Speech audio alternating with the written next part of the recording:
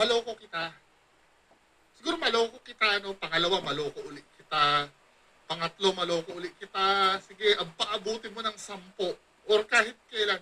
Pero darating at darating ang time matututo yung niloloko ko na yan eh. Kasi yun ang nakadesign sa utak ng tao eh. Yan ang, kahit nga, hindi lang tao eh, kahit nga yung pusa eh. 'Di ba? Halimbawa, ang pusa, no, naobserbahan ko yung mga pusa ko, natututo eh. Halimbawa, yung nasanay sila na na pag naririnig yung pinto ng, kasi yung mga pusa ko nasa garahe. Pag magpapakain kasi ako, pagka narinig na nila yung narinig na nila yung doorknob na bumukas, magkukumpulan na lahat yan. Magpupuntahan na sila doon sa plato nila. Kasi alam nila na magpapakain ako. Ganyan kagaling ang Diyos gumawa ng ng mga nilalang niya. Talagang hindi kayang tumbasan ng kahit anong disenyo ng tao. Well, may AI na ngayon na natututo. Pero millions of years ago nagawa na ng Diyos yan eh. Yung natututo, kaya nga may utak eh. Yun ang nafi-fail na maintindihan ni Sir Norman Mausin, na darating ang time, matututo lahat yan, hindi habang buhay na tanga. Mabagal man, it took them 2020, 2021, 2022, 2023, 4, 5. It took them 25 years. Natuto din sila, magigising din sila. Well, may mga naiwan pa doon. Lalo na yung narinig ko yung Jaja Cup. Matagal na yung Jaja Cup na yun eh. Pati yung Test FLM Canada. Kung nakikita nyo, matagal na yun eh. Pero naniniwala ako, matututo din yun. Hindi pang habang buhay yun. Diba? Sabihin na natin mga slow, pero inevitable na matuto yun. Lalo na kung puro kagaguhan ang pinagagagawa mo doon sa tao.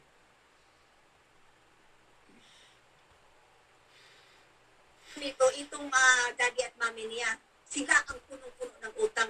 Ito binimension niya na to. Siyempre, karma na yan. Yung tingnan ko lang yung mukha niya, dugyot na at saka haggard. Exactly. Madam, may question ako. So, sa'yo, ganyang kalaki ang nakuha Laki, niya. no? How about dun sa 4 pa na kasama niyo dyan sa England? Marami ang mga mami na yan eh. Isa yung mami na in-interview ni Sir Nasukir na in-upload ko ng isang gabi. Actually, hindi lang yata 5 yan. Kasi nag-usap kami dalawa ni Sir JC De La Cruz. Shout out Sir JC De La Cruz. May naunang mami dyan na pinalitan lang netong 5. May nauna pa dyan eh. Marami yan. Yung mga yan, dahil mga nagpapadala yung mga yan, special mention yan eh. Yan si Karen Whitmore. Sino pa ba yun? Edith Gargar. Nakalimutan ko na iba. Pero madami eh. Napakinggan nyo naman yung recording, Nakakulimbak Sa din ba kanila sa na yung storya na yan. Sa kanila, kung gusto nila mag-interview sa inyo, magpa-interview siya. Pero sa akin lang to. Sa kanila na yun. Kasi sinabi ko sa isang mami na ka-close ko rin, sabi niya, hindi din alam ng asawa niya yung inutang sa kanya. Grabe, Parang nahirapan din siya. Pero more or less, madam, tulad nyo din ang sitwasyon na nangyari doon sa other 4. Nakuhanan din talaga. Mhm. Oh my God. Pero ang nakulong utang nito, itong daddy at mami niya. Yung daddy at mami na tinutukoy, si Edith Gargar yun, at saka si Apple G. Yung Apple G na yun, umuwi ng Pilipinas yun eh. Wala rin nangyari nung umuwi ng Pilipinas. Diba? Nung time na nakalabas si FLM, akala nila, parang payout na. Kasi talagang pinagkagastusan nila yun. Maano nyo naman dito sa recording eh. Hindi pa tayo tulong sa edit, pero dahil si Edit, hindi natin kasali yan sa pagtulong. Nasa rin siya. Oo, makalaman na para. Oo, may sari-sariling tulong yung mga mami na yan. Ito, ibang kwento dito, ibang kwento dyan, ibang kwento. Ganun nangyayari. Di ba may style yan daw si Sir Norman Mangusin according kay Macpac Pablo, na pag kinausap niya daw yung isa, feeling, parang si Sir Macpac Pablo, pag kinausap siya ni FLM, feeling niya importante siyang tao dahil feeling niya, siya lang yung kinakausap ng ganon. Yung babanat daw si FLM sa kanya na, sa'yo ko lang papaalam to ha. Alam mo ba, ganyan. Eh di na-feel naman ni Mac Pablo na special siya. Now, nung nagkaroon daw sila ng GC, nagkwento daw yung isang kasama nila na kung ano yung sinabi sa kanya na inaakalang yun lang yung sinabi sa kanya, eh sinabi din pala doon sa iba. Di ba? Yung sinasabi niya, tama ha? Nakarekta na po siya. May sarili siya. Kaya kasi inimanda pa yan ng mga pamangkin niya. Di ba? Grabe nangyari doon sa, sa Edith Gargar na yun. Yun yung nagbenta, according dito, kay Ma'am Arceli Gueco, according dito sa interview kay Sir Nasukir, nagbenta ng lupa sa Ilocos. Inimanda yan. Dahil, Tanga. oo, inimanda siya ng mga pamangkin kasi That's dumb, bitch. yung lupa na nakikita na pinagsasakahan Ba't mo ibibenta yung hindi iyo? niya, Why? yun ang pinadadala ni Edith kay FLN. Kaya inimanda siya ng mga Lala. pamangkin. Ang lala. Di ba? Kung ano yung nangyari. May may sinasabi pa si Sir JC sa akin na pati daw kondo yata sinangla or binenta para lang maipadala kay Sir FLN. Damn. Well, ganun talaga ang buhay, May wala eh. Shit do happens eh. Dati nun, kung old Bungo TV pa yung magsasalita, yung panahon pa, sasabihan ko ng mga tanga-tanga itong mga to. Well, yung iba, ganun pa rin ang sinasabi. Nababasa ko dito sa comment eh. Na tanga daw eh. Pero, gusto lang talaga nila kasi makatulong. Diba? Wala eh, shit do happens eh. Nabubudol ka naman talaga eh. Kahit nga rin kami, nabudol din kami dito, di ba? Live pa. Di ba? Napahiya na nga ako sa inyo dito eh, dahil di ba? Ito yung sinasabi, lahat naman kasi tayo, hindi budol proof lahat eh. Ulit-ulit ko naman sinasabi yan. Kahit ako din naman. Kasi lagi nyo iisipin, maraming mas magagaling pa kesa sa atin. Depende na lang yung kung gagamitin nila yung kagalingan nila sa atin sa masama or kabutihan. Kaya need natin talaga magtulungan lahat. Yung sasabihin ko sa inyo dito, ako, hindi ako mabubudol. Diba? Kahit pa ba naman debunker ako eh. Nung last year, nabudol ako sa Apple Pencil eh. Kasi may nagbenta online. Kailangan kasi ng Apple Pencil doon sa iPad ko. Gagamitin ko kasi sa trabaho. Di ba 9,000 yun? May nagbenta ba naman ng Apple Pencil na 3,000? Pinatulan ko online. That's fake. Ang galing naman talaga niya mambudol. Talagang pinapakita pa na nasa LBC na yung binabalot na. Yung pala pre-recorded na yung sinisend na video. So, nung nagpadala na ako ng pera, binlock na ako.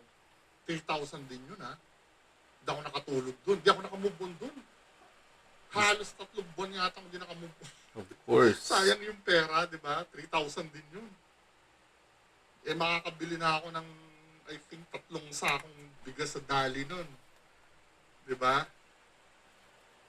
Yung, lahat tayo, prone tayo sa ganyan. Kaya ang need para hindi maulit yan, magtulungan tayo lahat eh. Diba? Now,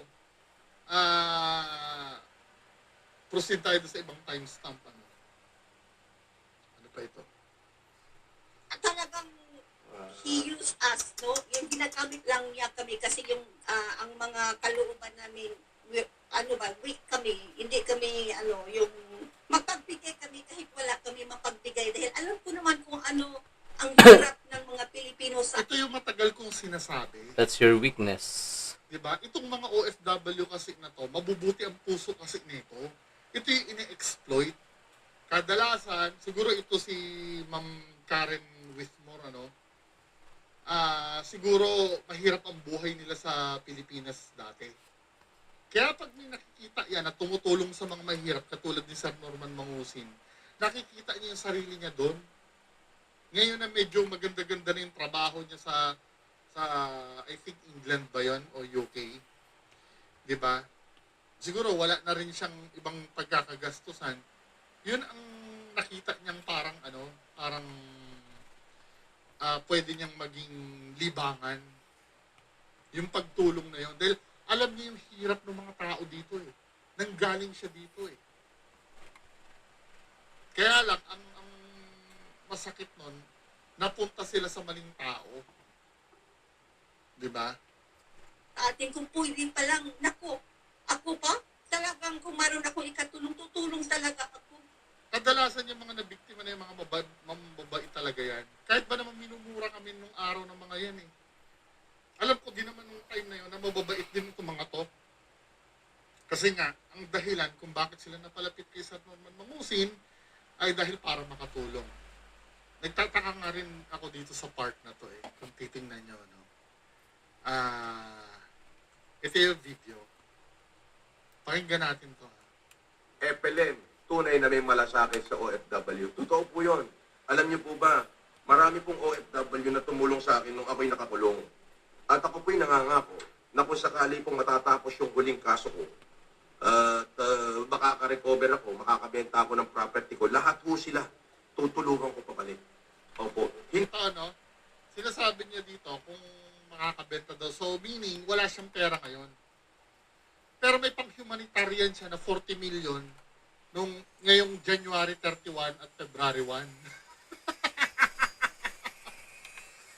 Diba, ito nga malinaw na ano na to eh, na inuutok na naman tayo eh. So either, kung ano man ang totoo dito, nagsisinungaling pa rin siya. Kasi sabi niya dito, kailangan makabenta muna daw siya ng, meaning wala siyang pera. Po sila, tutulungan ko pabalik. Tamo, tutulungan niya daw pabalik pagka ano sabi niya hanggang dito? Tapos yung huling kaso ko, Pag natapos yung huling kaso niya daw, at makaka-recover ako, makakabenta. makaka-recover. So meaning, walang-wala siya ngayon. Pag nakabenta siya ng lupa, just imagine ha, ito, ayon kay Sir JC De La Cruz, doon sa interview kung papanoorin nyo, tigda 2 milyon ang utang mo dun sa mga mommies. So 5 yon. Actually meron pa doon iba, pero dun muna tayo sa 5 mommies ha. Tigda 2 milyon yun, di umano, grant, sabihin na natin tigda 1 milyon. Kahit na nung kinumpute kay Ma'am Gueco Arceli, 2.7 million. At yung kinumpute kay Ma'am Karen ay 2 million. Diba? Siguro, sabihin na natin, 5 million lahat-lahat. Okay, ito sabihin mong tigto 2 million lahat. I'm so sure, higit pa dyan eh. So, kung 2 million, 5 mami yung 10 million. 10 million lang yun, may 40 million kang itatapon sa humanitarian mo. Bakit hindi yun ang unahin? 'Di ba? Doon pa lang magtataka ka na dapat eh. Na itong upcoming na humanitarian na ito ay kagaguhan lang. Na 40 million daw ang gagastusin. Now, meron lang isang dito na nasaktan ako. 'Di ba? I'll be honest, no. Nung napakinggan ko itong part na to. May katapat na siya, ikaw, NJ, talagang masaya ako. Masaya talaga ako na may katapat siya. Kasi yun talaga ang inaantay ko na may katapat siya na hindi niya kaya. I really appreciate ang nandiyan ka talaga. Totoo ka nga pagkatao. Yung heart mo, pure Filipino talaga. Hindi katulad nitong lintik na to na Francis Leo Mark. Bakit ako nasaktan dito? Dito sa sinabi ni Karen Yuke Whitmore na may katapat na si FLM. Actually, totoo naman yun. Kasi kung kami-kami lang talaga, ngayon, madadaganan kami nga dahil wala naman kaming traction eh. Pero ang nasaktan ako na part dito, hindi na lang sa akin eh. Kasi yung ngayon, totoo naman yun. Sa panahon ngayon, si Sir MG talagang katapat niya. dito sa bagong chapter. Pero, Ma'am Karen Yoke Whitmore, huwag mong kalilimutan na ipukulong na dati yan eh. Hindi na lang akong kukuha ng credit ha. Sila Sir Yulen Marcos, sila Sir Mike Cervera, sila Tatay Boy Mejorada, sila, yung mga kasamahan ko sa UTW before. Ayoko nang kahit member ako ng UTW ha, pakita pa talaga eh. Kahit member ako ng UTW, alam mo naman yan, Ma'am Karen Whitmore. Diba? Hindi na sa akin yung credit, sa mga kasamahan ko na lang dati. Diba? Yung pinagsasabi mo na may, para namang hindi na ipakulong yan ng mga kasama ko dati. Diba? Nakukulong na yan eh. Alam mo ang problema? Ito ang problema. Pakinggan mo. Ako record. Pero itong huli na, nahihiya na ako doon sa dalawa. Yung ang mga trabaho lang na nakita, awal din ako sa kagustuhan din natin mainabas siya. Diba? Sa kagustuhan niyo ilabas, kayo ang naglabas dyan eh. Gumawa Tama. tayo ng paraan. Diba? Ngayon, yung yung isang milyon na naglabas sa kanya sa kulungan, ako lang ang sumagot nun. Diba? Kayo, nagbigay kayo ng pera dyan para makalabas sa kulungan yan. Naihuyo na yan dati. Human trafficking ang kaso niyan, walang bail. Nakapag-hire ng lawyer yan na magpipetition for, kahit pa sabihin mong nag-file ng petition for bail yung yung lawyer niyan at nagrantan siya ng bail, hindi makakalabas yan dahil walang pera. Binigyan nyo. Tama. Kaya ito yung kinakasama ng loob ko eh, nung para bang, actually si Sir MG, okay naman yan dahil naka-acknowledge naman kami ni Sir MG eh. Diba? Kung papanoorin nyo to, Ang kryptonite ni Mangusi, ako yun. Okay? Kasi sa akin, malinis. Ayan. Ganyan. Ganyan ko siya binil. Kasi second phase na to, mga kanombre. Yung first phase, karespe-respeto, sila Bongo TV yun, sila Mike Cervera, sino pa ba? Si Yulen Marcos, di ba? Si Fujinius, maybe, nandun din siya. Si Karubay, ang mga yan yung mga nauna, di ba?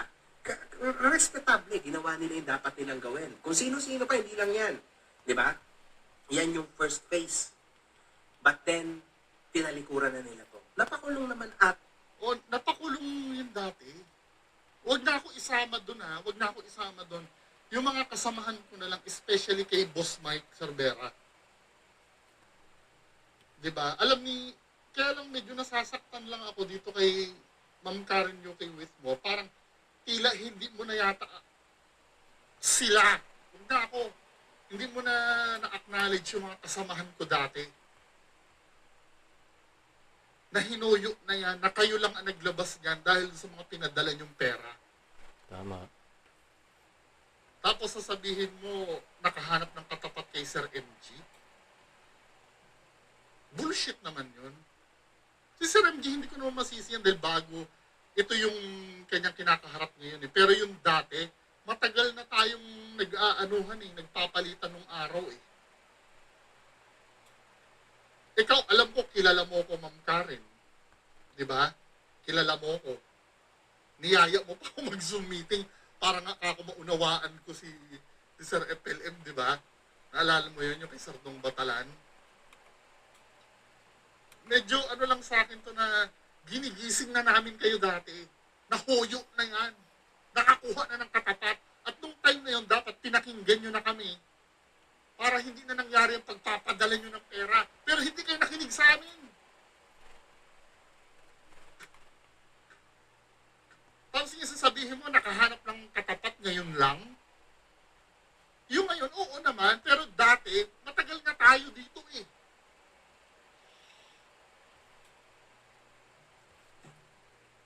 Well, I don't know kung may karapatan bang sumama ang loob ko or hindi. You have the right. Pero ma'am, di ba, alam mo naman yan. Na matagal na namin sinasabi sa inyo yan. Ngayong nagising ka lang, tapos, parang kinalimutan mo na yata yung kami dati. Or sila, mga kasamaan ko. Ayoko na. Baka mamaya sabihin na naman, nakikisawsaw. Ayoko na nakakarinig na nakikisawsaw eh. Diba? Kaya nga ako nagmaskara eh. Dahil yung mga death threat dati na mga kasamahan mo dati. Sa totoo lang, hindi naman ako magmamaskara kung ang mga kalaban namin dati noon ay mga matitino, yung argument sa argument ang laban, hindi yung bantaan ng buhay. Kasi ako may trabaho ako sa labas eh. Ewan ko. Pero ano no, wala na tayong magagawa. No? Ganyan talaga. At least kahit pa paano, may nangyayari na through Sir MG. So ano masasabi nyo dito? Magandang umaga, tanghali o gabi sa inyo lahat. Bye.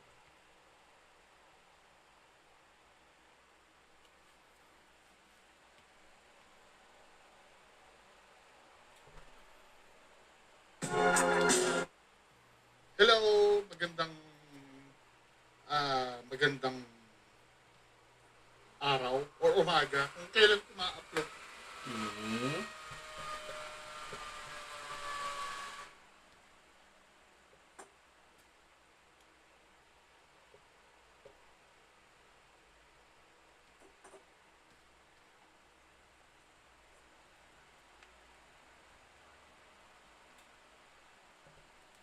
Yuji and Maki were the demonic duo of Jujutsu Kaisen.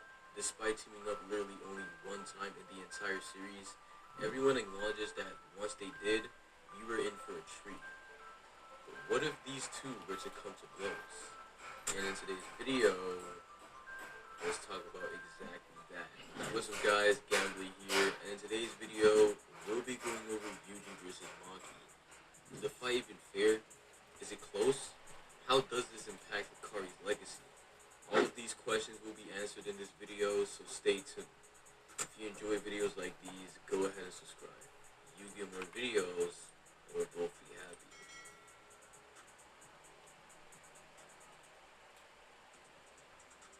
Yuji is our MC, so of course we have to pay our respects to him by going over his stats first. Starting off his strength, this video is kind of funny in retrospect because for the first 150 chapters of the manga, Yuji was constantly stated to be stronger than Maki. Yuji's first appearance in the story was Megumi literally comparing him to Maki, and Yuji had no clue about curse energy. At the beginning of Goodwill, Megumi just casually blurts out that if Yuji fought everyone in Kyoto School and Tokyo School combined without curse energy, Yuji would win. Then during his fight with Eso and Kenshizu, the narrator itself tells us that Yuji was just superior to Maki without curse energy, and on top of that was gained the gift of Jujutsu. Yuji had a pseudo-heavenly restriction because his base, regular body was just so strong, it surpassed a heavenly restriction who wasn't fully awakened. We of course see this get put to use in magnificent fashion, so let's go over it right now. Throughout the Shinjuku arc, Yuji's impact on the fight varied drastically. No matter what, Yuji had a power that was absolutely vital to defeating Sukuna. Yuji being able to directly attack the barrier between Megumi and Sukuna's soul was a power literally no one else had, not even the characters who could perceive souls like Gojo and Maki. Yuji's first hit on Sukuna with his new power shook him, and he automatically noticed the role of Yuji during the fight. Of course, despite this, he didn't really take him seriously, dismissing him for Higuruma as soon as he got the chance to. Yuji had 3 levels of this new power: base punches, black flashes, and shrine. They obviously rank exactly like that in efficiency, but this doesn't mean that Yuji's base punches were inefficient or weak. In chapter 256, Sukuna hits 3 black flashes in a row, and as soon as Yuji punches Sukuna, Choso says in his mind that no matter the effect of Sukuna's black flashes, the punches will revert those effects. This meant it being charitable to Yuji, each punch from him worked like a reverse black flash. To go with what's actually said in the story, Yuji separating Sukuna and Megumi's soul lowers Sukuna's control over the body and curse energy output. Just like how Yuji, Todo, and Mahito all got locked in after hitting one, it's like the opposite effect for Sukuna. In Yuta's domain, the duo put in work like no other. Yuta and Rika would set up attacks for Yuji to whittle down Sukuna's connection to Megumi. In the domain, Yuji hit Sukuna 9 times, and the 9 attacks were so drastic to Sukuna's control over the body. Sukuna not only acknowledges it in his own mind, but also the narrator literally told us he had to make a desperate gamble to fire off Rokunin Slash. Heck, Yuji even gets to talk directly with Megumi because of his attacks. This of course gets amplified by Black Flashes. When Yuji decided he just wanted to Black Flash Sukuna to oblivion, Sukuna, pissed off, asked if Yuji's trying to climb up to his level. This came after the narrator telling us Yuji hit a Black Flash and awakened. There is always discourse on whether or not Yuji continuously hitting Black Flashes just amps his stats over and over again, but I don't see why that would be the case. If it was, Yuji would have freed Megumi way sooner, but clearly that didn't happen. I do think, however, that first Black Flash wasn't amped to his AP. The third level of Yuji's power was Shrine, and this was directly acknowledged by Sukuna to be an actual threat. Before then, Sukuna didn't bother to avoid any of Yuji's attacks, despite it cooking his body. But once Yuji pulled this level out, he literally made it a point to not get hit. What Yuji did here was make a binding vow to have Shrine only hit the boundary between Megumi and Sukuna, and this was working. It was so efficient, we literally saw Sukuna throwing up fingers as Yuji would attack him. But again, Sukuna started avoiding his attacks, so then came the final boss. Domain expansion. People miss this for some reason, but the only thing we don't know about Yuji's domain is the name. The sure hit of the domain is the Shrine attack I've been talking about. When Nobara hit Sukuna with Resonance and Sukuna had Hollow River Basket dropped, the domain immediately hit Sukuna with Dismantles. Now, I'm not gonna lie, this might have been just a physical thing because I don't think there's been an instance where someone could apply a binding vow to the sure hit of their domain expansion, as in what it specifically targets on the victim. It's weird because the entire point of Yuji using his domain in the first place was because he couldn't touch Sukuna conventionally, so maybe there's a chance that Yuji's sure hit genuinely just attacks your soul, but you guys can let me know your thoughts in the comments. I've been gassing Yuji's soul shrine, but his regular shrine isn't all that. He had to make direct contact with the pillar to break it, aka cleave, and after that, he gave Sukuna a paper cut with the same attack. Yuji also has blood manipulation, and people don't talk about this enough, but Yuji is a prodigy with it.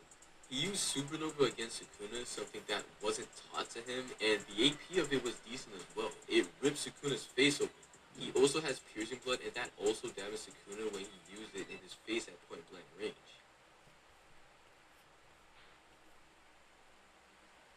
Yuji's speed was a weird case when I went over it back in my YouTube vs. Yuji video, so let's get into it right now. In chapter 246, Sukuna sends slashes at everyone after he comes out of Hikaruma's domain expansion. I'll get into that in a second, but after that, Sukuna looks at the team and tells them he wants to test their speed next. And so he literally runs away. We of course get Sukuna's little fight with Higuruma, but it's what he says after that that's of importance. He looks at Yuji, who's now a user of reverse curse technique, and starts thinking in his head. This means there's no reason to lie, by the way. And Sukuna goes on to say, looks like his ability to use curse energy to strengthen his body isn't the only thing that's improved. There's only two things Sukuna tested Yuji on, his durability and his speed. And so he just flat out says his speed hasn't improved. Now, I used to think this was some kind of inconsistency, but then I realized what Yuji pre-timeskip was doing. In chapter 212, Sukuna took over Megumi's body, and in the very next chapter, he sent him flying through multiple buildings.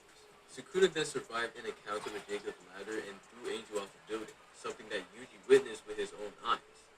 This is where Yuji just snapped and had a sudden power boost that shook Sukuna, and Yorame even noticed it later on. Of course, with this power boost came speed, and I think this is what Sukuna was basing it on. His new speed literally allowed him to keep up with Sukuna and Maki's fight. This is why during the arc, Yuji's able to hang with Yuta in his domain, because he's actually that fast, and became that fast during his fight with Sukuna. Now, just like with strength, there's of course discourse on whether or not Yuji got faster after he awakened with Black Flash, and I personally don't think that's the case. There wasn't a single time during the entire Shinjuku arc that Yuji had a speed advantage on Sukuna. No matter what level Sukuna was trying, when he felt like it, he started avoiding Yuji's attacks like it was nothing, so I don't really see it.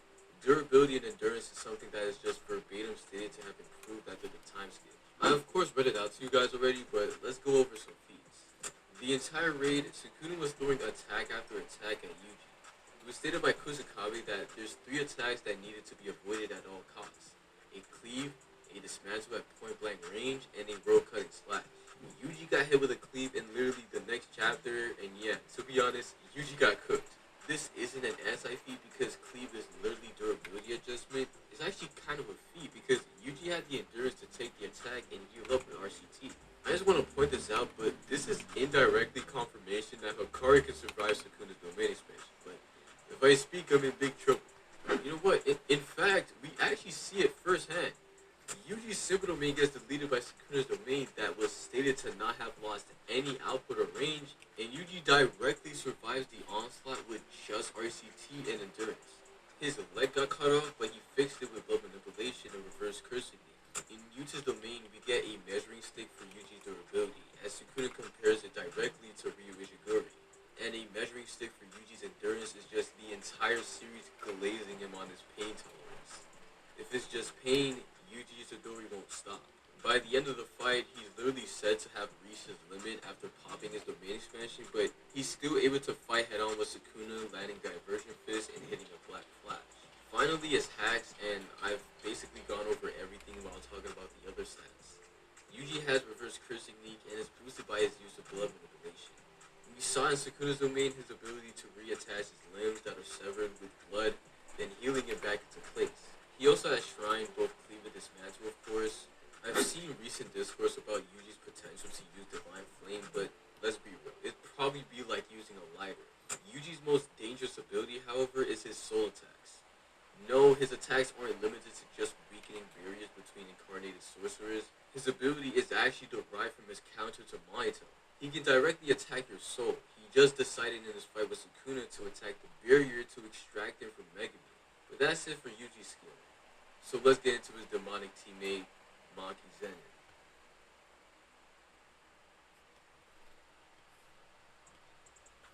Like I said earlier in the video, Maki for the majority of the series was just inferior to Yuji. We knew as early as the prequel of the series that she had a tougher body in exchange for little synergy and the inability to use Jujutsu. She eventually unlocked the full physical capabilities of her body and then the full realization of the heavenly restriction, but I'll go over the perks that came with it later on. I want to know something right now so as to get it out the way. This Maki, and this Maki are all of the same stats. I didn't think this before, but I gave the Sakurajima colony a reread as well as saw some extra material, and I feel like that's just actually the case. The entire problem in Sakurajima was the way Maki fought and the mindset she had. Before seeing Toji, she had a mental block, thinking about what she has and what she doesn't. And after seeing him, she reconsiders what she should discard and what she shouldn't. The sumo guy in this entire chapter for doing sumo was to get around that, and Maki just fights better afterwards. It's stated that in the Zeni massacre, Maki was just equal to Toji, so that's literally the situation with those two versions. As for post-time skip, I don't think Maki got stronger because I think she peaked physically as soon as Mai sacrificed her life.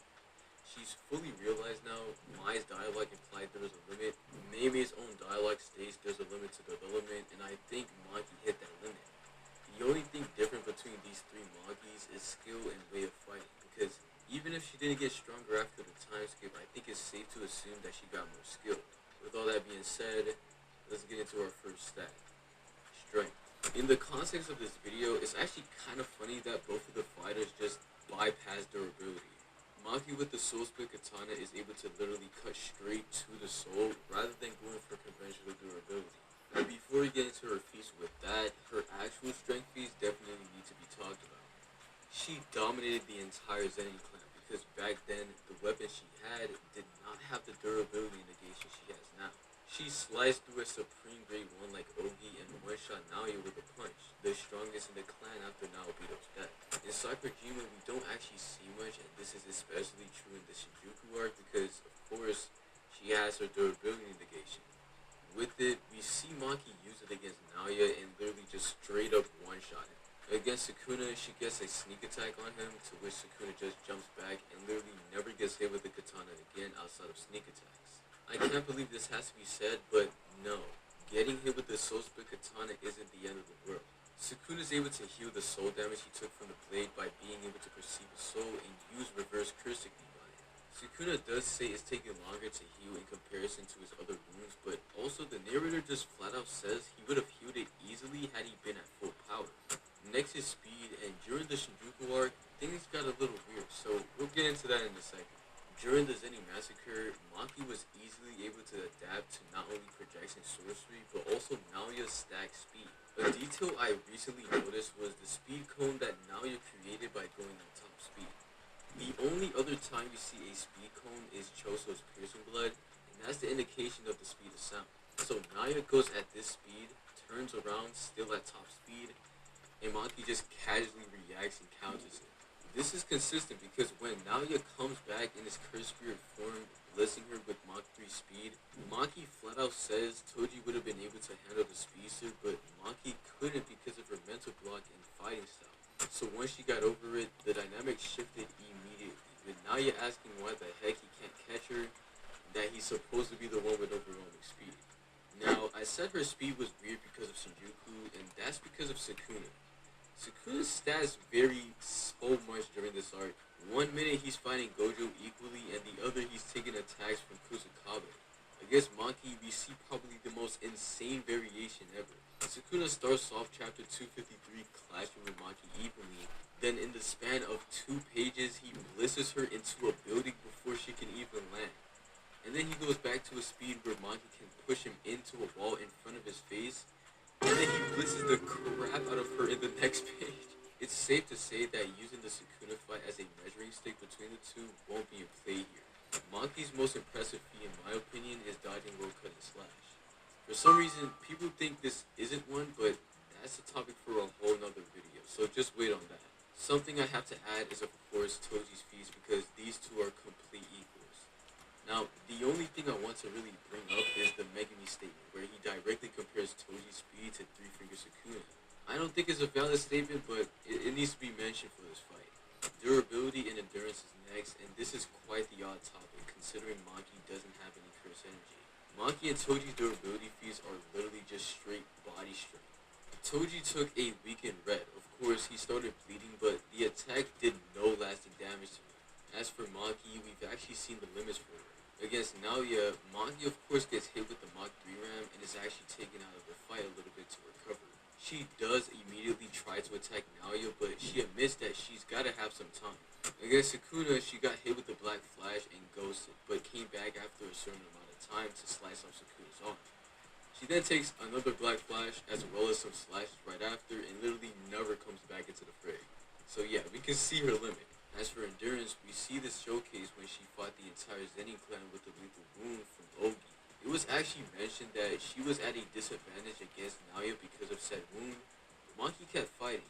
Maki has somewhat of a pain tolerance just like Yuji. Finally is Hax, and this is where I'll go over the heavenly restriction. She of course got the physicals that equal Toji, but after becoming fully realized, Maki gained extra abilities. One of them is the ability to interact with the air. Against Naoya, she's able to just jump while she's falling and dodge Naoya in the process. We also see Sukuna and Maki clash using this power twice, because Sukuna also has the ability to do it. Maki also unlocked a type of precognition through reading air particles. This is what allowed her to predict Naoya coming her way so she could double jump. Maki was also granted the ability to perceive the soul, rendering the Soul Split Katana one of the most broken weapons in the series.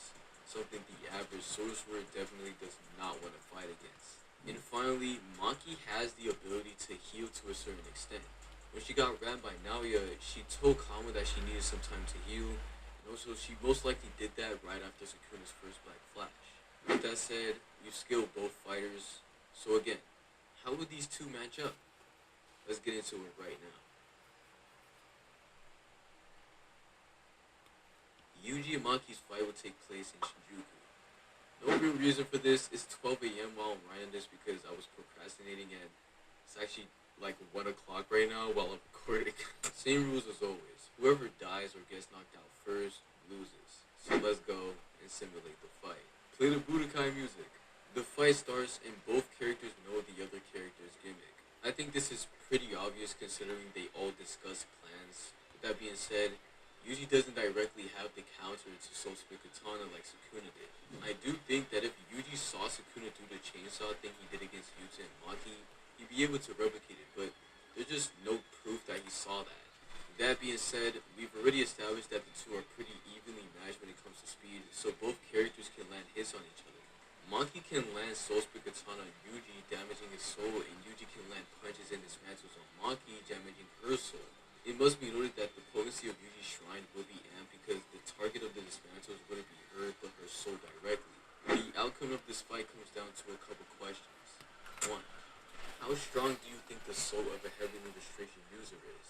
We know that Toji's body was just so strong it overpowered a guy's soul, so what about the reverse? 2. Do you think the damage Maki would do against Yuji would be more than Yuji to Maki? 3. How long can Yuji outlast Maki? For the first question, I genuinely don't even know how to answer that, and it's almost impossible to have a set in stone idea on how Yuji's soul damage would affect Maki. I think a good assumption is that since she may be special due to heavenly restriction, the boost from Shrine can counteract that, and so the damage will be regular. Regular as in like Yuji versus Mahito. For the second question, I do personally think Maki's soul damage may do a little bit more than Yuji's. I guess Naya, she just outright one-shots him and directly damages Sukuna. Yuji, on the other hand, gave Mahito the business for chapters on end, black flashes and barrages. Mahito still held up. In fact, he was at 40% before they even exited the building they were in. And the third question is a spoiler to what I think would actually happen in the fight because Yuji has a counter to soul damage and Maki just doesn't. Yuji can use reverse cursing you to heal his soul while Maki can only hope to have a chance to recover. So while they can hit each other mutually because of their similar speed, Yuji can whittle down Maki while recovering his own soul and eventually ending the fight having outdone her damage. Yuji wins the fight, and it all came down to circumstance. What did y'all think about this fight? If I'm being completely real, I was confused going into it because I genuinely had no idea who I had winning. Anyways, definitely let me know you guys' thoughts in the comments. Who would win in your opinion? Subscribe if you're new to the channel, and I'll catch y'all in the next one.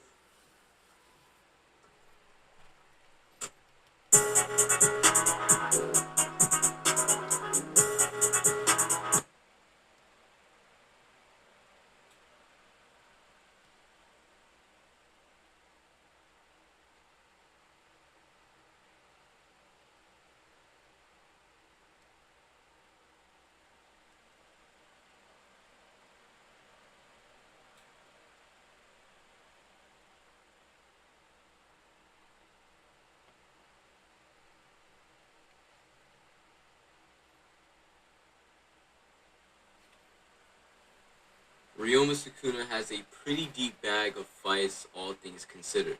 But one thing that held true through almost every single one of those fights is that Sukuna never went full power. And in today's video, we'll be talking about exactly that. What's up guys, Gambler here, and today we'll be going over Sukuna's many fights where it's pretty obvious he's holding back and just showing you to what extent it's at. Spoiler alert, there are some genuinely ridiculous ones. Before we get into it though, make sure to like and subscribe. I make consistent quality videos like these, and if you like this one, you'll love my other ones as well.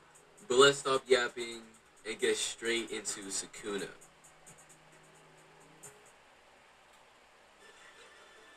This conversation definitely isn't a recent one. I think it might have started when Gojo died to Sukuna, and in his own mind he said that Sukuna never went all out.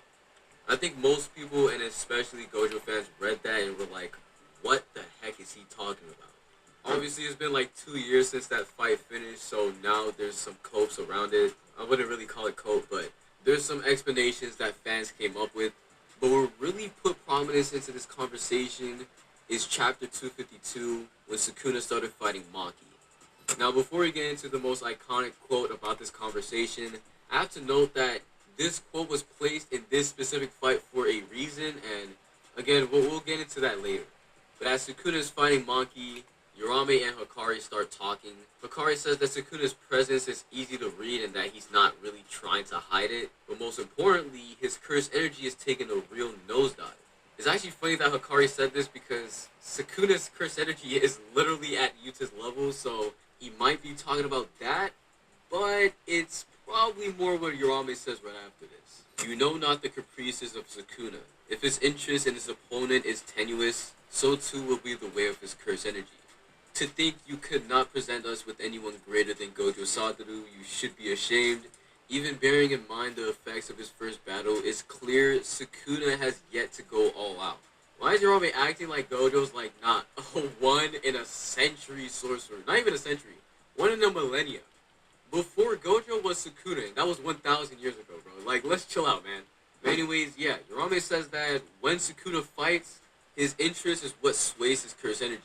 If you're boring, he won't try against you. But if you're fun to fight against, yeah, he'll turn up a little bit. So what I'm going to do today is actually show this being used. If not, it's really just Sukuna blatantly holding back on characters he should be basically one-shotting. And mostly this is like an informative video. Most people will see certain fights from Sukuna and be like, oh yeah, this character is stronger than this character because they had a better showing against Sukuna, but it really all depends on Sukuna himself. So to go in order, the first thing that comes to mind when I think of Sukuna holding back is Sukuna during the detention center arc. To really hammer this idea home, I'm going to explain the entire situation. Basically, Yuji and Megumi start arguing about a delinquent. Yuji's like, oh yeah, we should preserve the body or something like that. And then a special grade finger bearer pulls up. First off, they're like shook by its aura, but Yuji's the first one to make a move. And Yuji goes for his swing, but he gets blitzed. The finger bearer cuts his hand off with whatever move before they can even see it. I have no reason to believe that Yuji and Megumi's perception aren't relative at this point, so if someone's perception bliss in Yuji, they should be able to perception bliss Megumi. And so why this is important is because Sukuna comes out in his two-finger form, mind you. The guy starts fighting the finger bearer and literally craps on his forehead. The first thing he does is bliss him, like literally. And then after the finger bearer thinks he's adjusted to Sukuna's speed, Sukuna blitzes him again, appears behind him with his arm in his hand. So again, the finger bearer can perception bliss Megumi, and the finger bearer gets perception bliss by two-finger Sukuna. Then Sukuna eats a finger, so now he's at 3 fingers, and now he starts to fight Megumi. Now this is kind of hilarious because we actually just see it directly that Sukuna's blitz tiers above Megumi. Megumi looks at the exit he just came out of. He's staring at it, and Sukuna just ends up behind him. Then both Megumi and Sukuna square up to start fighting, and then Sukuna says, alright, since we're outside, let's go all out. Again, we literally just saw Sukuna casually perception blitz Megumi, and we already know that he's 2 blitz tiers above him. And what does Sukuna do? He starts fighting with him. Not even that, this little punch here should have one-shot him, but obviously Sukuna isn't going all out. But as I said before, Sukuna is a blitz tier above Megumi, right? And so he does just that. He appears behind Megumi once again as Megumi's literally looking at him in the sky. And so in Sukuna's final attack of the fight, Nue pulls up out of nowhere and shields Megumi from his attack. So it's pretty obvious that Sukuna's going in and out of his true strength. Let's be real, any of these attacks should be literally killing Megumi, but he's just not. And so I think it's an interesting. Obviously, he's super interested in Megumi. He sees his curse technique and he's like, oh, he's switching it up. He's actually fighting me hand to hand. And so that's why Sukuna's entertaining it sometimes, and then suddenly he's blissing the crap out of him. You'll see this trend more during this video, okay? But yeah, this was the first example of Sukuna just blatantly holding back. No, Megumi showed 0 relativity to a 3-finger Sukuna. The guy was blissing him when he wanted to, but outside of that, he was playing around with him. The next example isn't completely set in stone, but I think it should be mentioned. During the Mahito arc, Sukuna tells Mahito, do not touch my soul again, okay? Like, if you do, it's gonna be clips for you. So after that, Mahito was like, okay, I'm never gonna use Idol Transfiguration on Yuji again, okay? Because every time I try to do that, Sukuna gets caught in the crossfire and then he's going to absolutely punish me. That sounded super weird. But anyways, Mahito ends up getting his domain expansion and then Yuji jumps into it, and a pretty funny thing happens. The domain doesn't break from the hole. The sure hit is completely still intact, and then Sukuna's soul gets touched again. And so he looks at Mahito and he's like, yo bro, didn't I tell you not to touch me? And so as a result, he just sent a slash at him. Now, it really depends if you want to glaze Sukuna a lot, but I feel like he had the potential to just one-shot Mahito right here. Obviously, he does not care at all if Mahito lives or not. He just sent a slash. I'm pretty sure it's kind of like the Ryu thing, which we'll go into in a second, where you just send a slash expecting it to do a certain amount of damage, and it probably did the amount of damage you wanted, or maybe not. It doesn't really matter. This is up to your interpretation on if Sukuna has the power to just one-shot Mahito from a distance. With a cleave, okay, maybe he can, right? But a dismantle from afar and at 3 fingers, anyways, after this, we don't see Sukuna for a very long time until we get to Shibuya. So in Shibuya, Sukuna eats 10 fingers and becomes 15 finger Sukuna, okay? This is where 99.99999% of the verse cannot touch him. The only person who can touch him is Gojo, and Gojo is sealed at this point. And so now Sukuna can just have his fun with everyone. The first in line was Jogo, and Jogo was like, yo bro, I want you to make a binding vow with Yuji and take over the body forever. And he's like, I don't need to do that. Here's what I'm gonna do, okay? I'm gonna fight you and humiliate you over and over again. But if you can get one attack on me, I will work for you. And so Jogo was like, oh, you know what? Let's get it then. Hey, little did he know Sukuna would just toy with him the entire time, okay? So the first thing I want to know is the fact that when Sukuna was first summoned, he easily sliced off Jogo's arm without any difficulty. We know it wasn't a cleave because he didn't touch Jogo. It was just a regular dismantle, and it sliced it. And then we see the exact same thing again when Sukuna's like, you guys are holding your head pretty high right now. Jogo goes down on one knee and he slices the crap out of his head. So it's just told to us that Sukuna has the power casually to slice through Jogo like butter. To be honest, it's not that impressive of a feat because this is Jogo we're talking about. He's literally a glass cannon. Gege told us this. But the point is that Sukuna already has this power, and so why is he taking this fight at all? He could literally do what he did to Mimiko?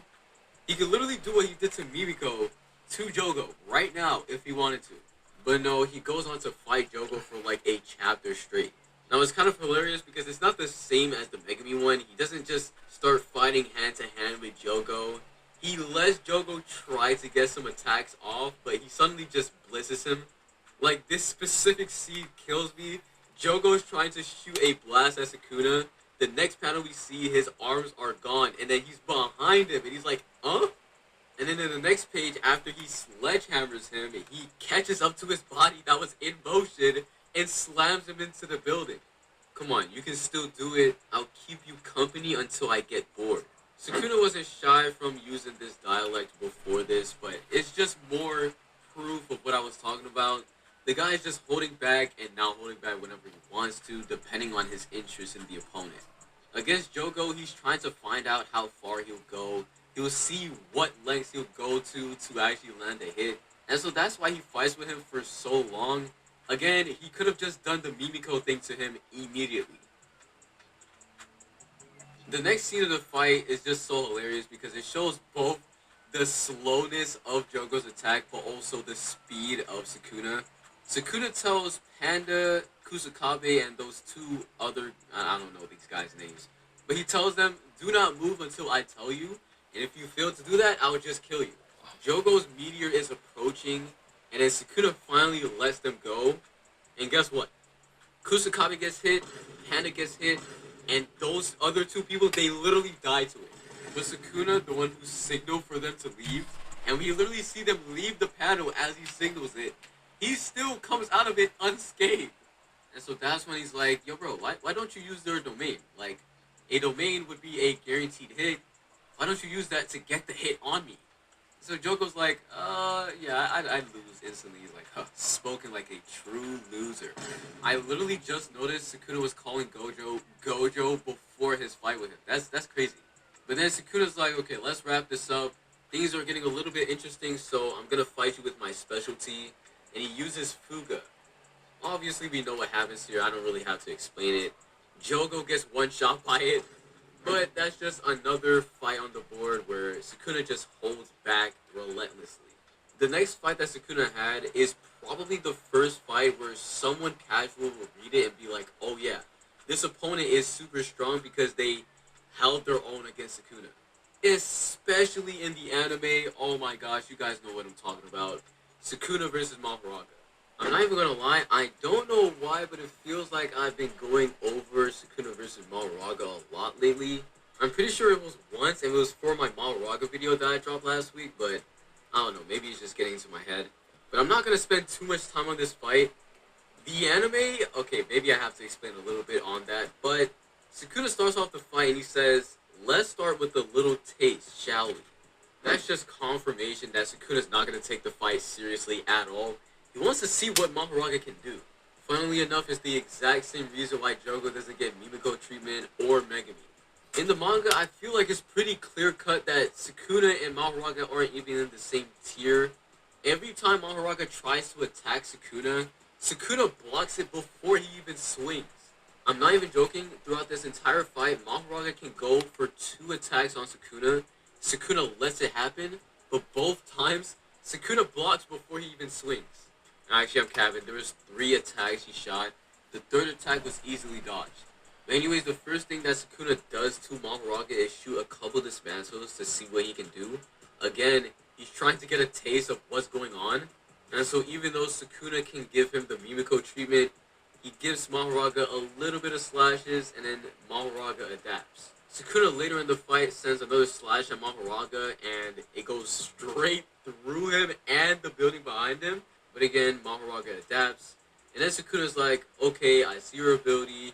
I don't have anything else to shoot at you, so I'm just going to use my domain expansion, and then he just nuked him. Bro, the anime was ridiculous. This guy, Mahoraga, was boxing with Sukuna. Now, I won't sit here and lie and say that in the anime, Sukuna versus Mahoraga didn't really show the gap between them. I remember certain scenes showing that, like when they were clashing inside the house, and Sukuna was basically blocking all of his attacks with like a couple fingers. That was pretty clear, like, yeah, they're not on the same level. But sometimes they just change things that happen in the anime for zero reason. Like when Sukuna sends slashes at Mahoraga, Mahoraga immediately retaliates as if in the manga he doesn't just get on his knees. But most of the reason why I'm emphasizing that the anime didn't do a real good job showing the gap between them was because I had people in my comments telling me that Mahoraga's like top 3 or something and generally relative to a 15-figure Sukuna. Which was kind of funny because the guy was literally thinking, would I have lost if I was in my 3-figure form with no heart and just used a domain expansion and trying to test out his technique? Obviously, Mahoraga's not on the same level as 15-figure Sukuna. We can just delete that crap off the internet at this point. But I just wanted to show you how Sukuna was holding back in this fight. Again, Mimiko treatment. We go another lengthy amount of time until we see Sukuna again. Sukuna comes out, takes over Megami's body, and then he goes on an absolute rampage. He fries Yuji, he fries Hana, and then Yuji comes back, and he starts actually fighting with Sukuna. And then Sukuna's trying to shoot some dismantles at him, and he's like, what the heck is going on? Why is he so durable? Wait, no. It's not him being so durable. It's my output being so crap. And obviously, Megami was holding him back. Now, I think this, along with another fight that we'll go into soon, is probably the most controversial part of the whole Sukuna holding back thing. Maki pulls up to the fight, and she fights alongside Yuji against Sukuna. Prior to this, Sukuna said that his movements aren't hindered by Megami, but he's at 10% output. To be honest, the movement and physicals thing doesn't really matter because, again, Sukuna never goes all out when it comes to his physicals. We're talking about a guy at literally 16 figures. He's at 16 figures here, fighting against Yuji and Maki. Like, bro, they're not even in the same tier as him. And we know that because of something we see afterwards. But before that, he fights against Yuji and Maki. He has his first little scuffle with them. He fights relatively well. Then Maki's like, I'm gonna speed up. And then Sukuna's not caught off guard by it at all, bro. He adjusts to it immediately. So instantly we know, oh yeah, Sukuna isn't going all out. And then this is what basically confirmed that Sukuna wasn't going all out.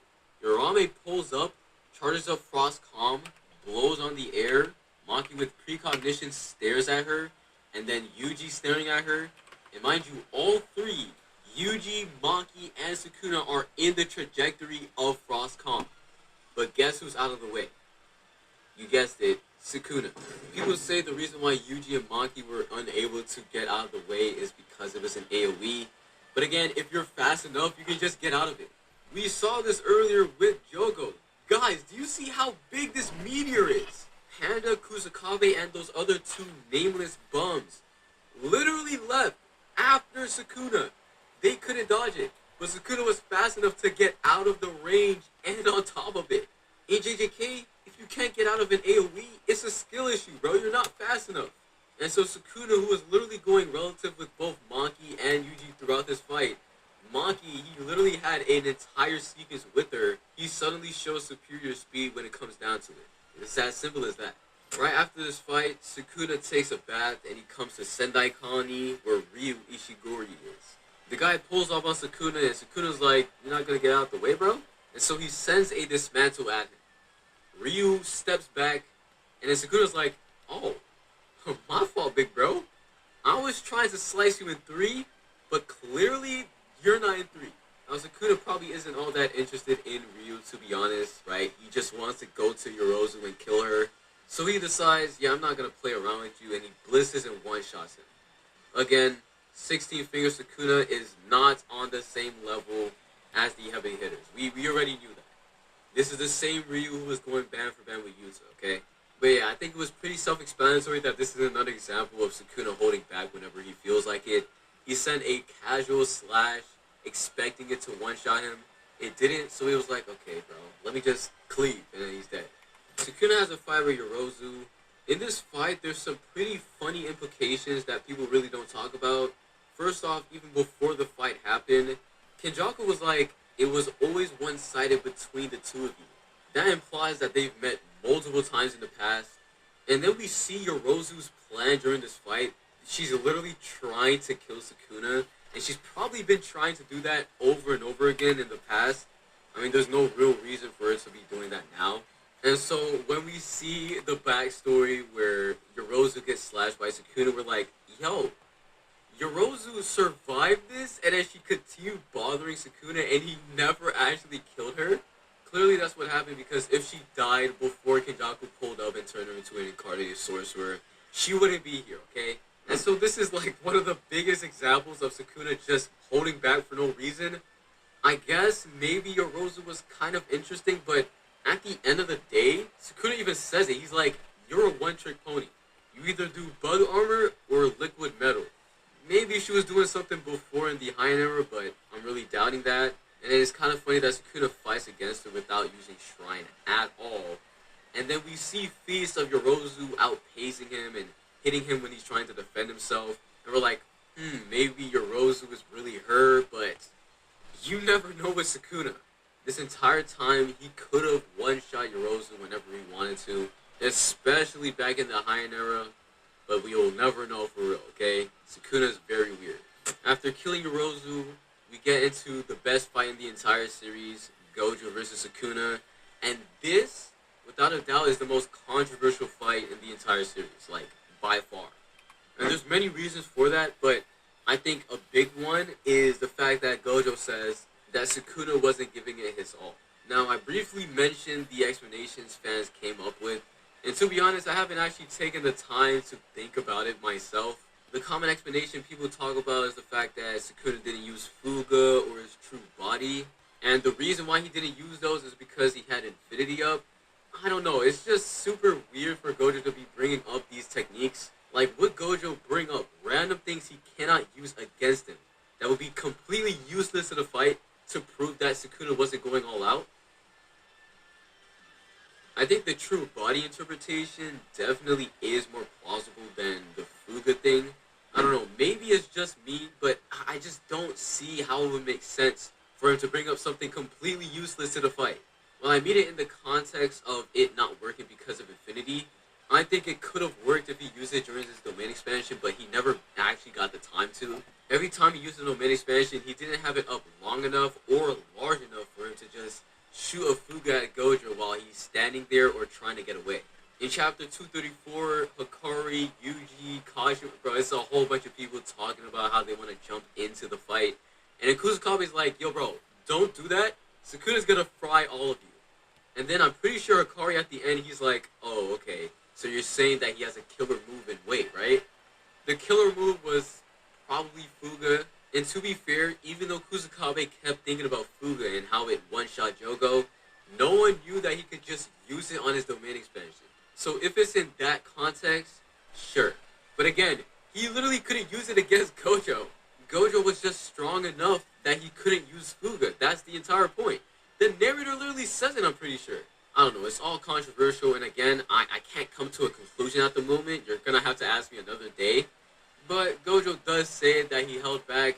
At the same time, during the fight, the narrator tells us that Sukuna's nervous, so obviously he's not holding back physicals or curse energy or anything like that. He has to go against Gojo at full power. It's Gojo we're talking about. But after this, yeah, it's just a whole bunch of fights, okay? And in every fight from here, Sukuna's holding back.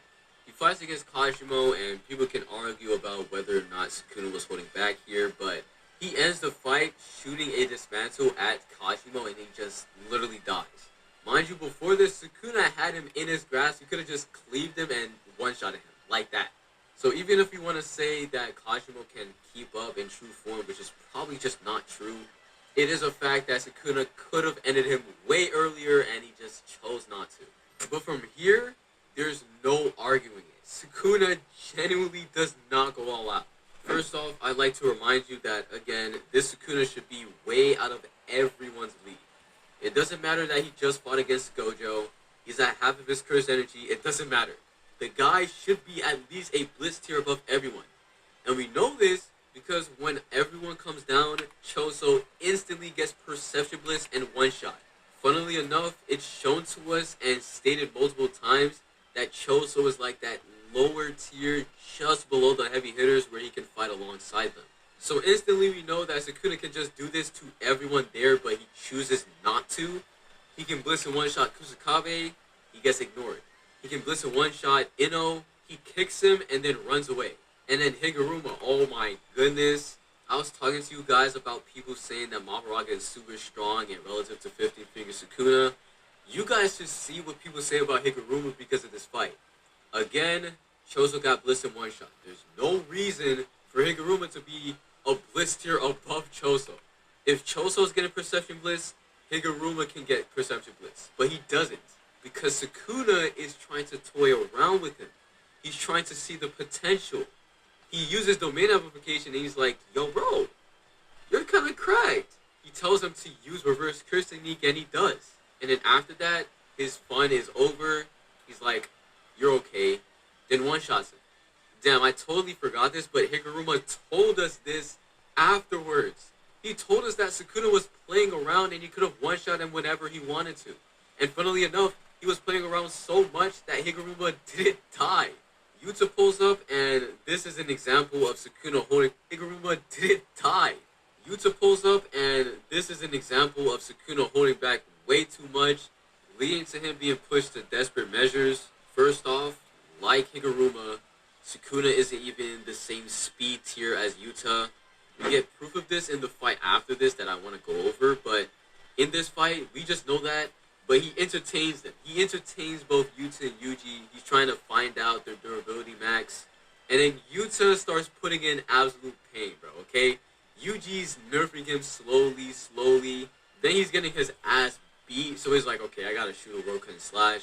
And even that, he has to do a whole bunch of things just to get it off. But the biggest factor is that Megumi gave up and didn't let himself be saved. So Sukuna shoots the World Cutting Slash, and this was all because Sukuna could have one-shot them earlier, but he didn't want to. And so right after this, we enter Sukuna versus Maki. This is a very integral fight, because this is where we get introduced to Sukuna's interest meter. But this is also the fight where we get confirmation that Sukuna's been holding back this entire time into ridiculous amounts. Sukuna and Maki fight, and they fight at relative speeds. You can see Maki and Sukuna going blow for blow.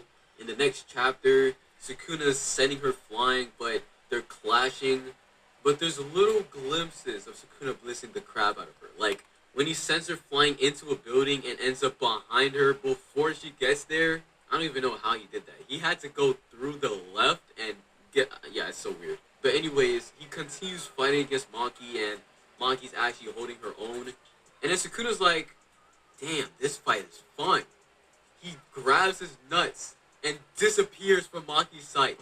Suddenly, Maki is outside. Like, you guys remember when Toji brought Megumi outside and he was like, "Yo, how did I get here?" That's exactly what Sukuna did to Maki. Mind you, again, Maki is a heavy hitter, and this is a Sukuna way weaker than he was before. Yuji has been punching the crap out of him this entire time, but once he feels like it, he's like, "Oh yeah, I'm gonna bliss the crap out of you." And so he hits her with a black flash, like, you guys know about that. And then we get probably the funniest fight of the entire raid, Sukuna versus Kusakabe. If Sukuna holding back wasn't obvious enough, I mean, bro, look at this fight. Sukuna sees Simple Man and he's like, "Oh, you're using that against my ranged attacks?" And he sees that it kind of works, so he's like, "Oh, I'm gonna shoot a world cutting slash at you. What are you gonna do then?" And so Kusakabe starts using his other techniques, and Sukuna actually entertains them. He gets damaged by them, but overall, he ends up one-shotting him. I don't think anyone's going to sit here and act like he's relative to Sukuna or something. But Kusakabe's feats during this fight are completely null and void. I don't know why people use it to gas him. But, yeah, we can stop the cap with that, okay? Kusakabe's pretty strong, I guess, but this fight meant nothing. After this, Sukuna fights against Miguel and LaRue. Miguel is pretty interesting in this fight. He has a short confrontation with Sukuna, and then it goes nowhere. Like, he starts fighting against Sukuna, he elbows him, and then he just disappears from the scene. It's funny because during their fight, Choso tries to shoot a piercing blood. He turns his attention away from Miguel and gets away from it. So this is just another example of Sukuna holding back for zero reason. I don't know why he even took part in this fight. I mean, I guess he said it was interesting, and I guess he was just uninterested after fighting him for a little bit. But then Sukuna shoots another black flash at LaRue. Maki's here again, so Sukuna gets a little bit hyped up, shoots another black flash at her while having a sequence with her. Again, he's literally a Perception Bliss tier above her, but he has this sequence with her. Yeah, Sukuna's pretty hilarious. After using the domain expansion, Toto pulls up, and then Sukuna's fighting against both Toto and Yuji. At this point, I'm not going to sit here and say that he was completely holding back. It's kind of weird, right? Because after the fight, Yuta and Gojo's body pulls up and he one-shots Yuji out of the way. At the same time, after the Yuta-Gojo fight, Toto is able to basically outpace Sukuna and take a black flash before he shoots it at Angel. But I guess this could be an outlier because Sukuna goes on to just be impossible to hit for Yuji, so he has to use the domain expansion. But this is where I will say, I don't think Sukuna's holding back anymore. I think he's just literally nerfed too bad. Like at this point, Yuji's the final obstacle for him, so holding back in this environment makes zero sense. And especially in the final sequence, obviously he's not holding back anymore. He's just that nerfed. But yeah, just like my last video, this one went way too long. I actually thought it was going to be a 20-minute video. I hope we're not at 30 minutes, bro. Whatever, regardless, this was a pretty fun video to make. I hope you guys got a little bit of information from it. If you did, let me know down in the comments. Ask some questions, have some conversations. So like I say in every video, make sure to like and subscribe. And I'll catch y'all in the next one.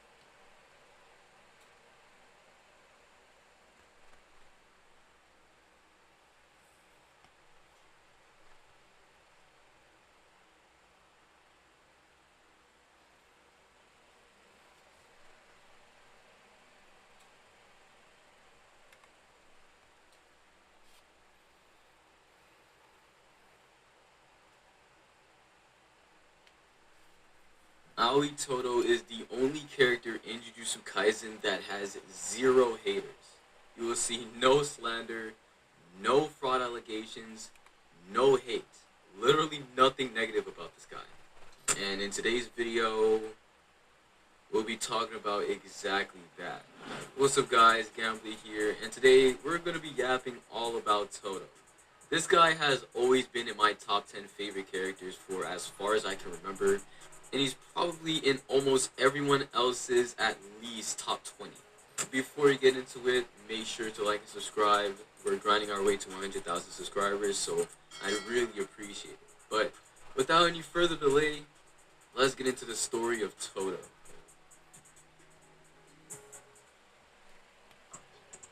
Of course, we have to start off when Todo was actually introduced into the story. He was introduced chapter 16 in the manga and episode 8 in the anime. I had to mention the anime because that's how I got into JJK, and I'm not even gonna lie, I don't remember this at all. Or rather, I don't remember my reaction to this at all. The only scenes I remember from season 1 when I watched it back in 2021 or something like that was Gojo beating up Jogo, Gojo using his domain expansion against Jogo, and Gojo shooting a hollow purple. I'm not even kidding. I was and still am a super Gojo fan, and so I totally forgot about this scene. But now that I'm a YouTuber, I have to reread different parts of the story, and obviously this was part of the reread. Todo genuinely seemed like a completely unlikable character. It's kind of funny. Gege for a very long time at the beginning of the story made it seem like Todo was this big, strong guy who is very annoyingly obsessed with fighting strong people. But you'll understand what that means as we go into chapter 16, his introduction.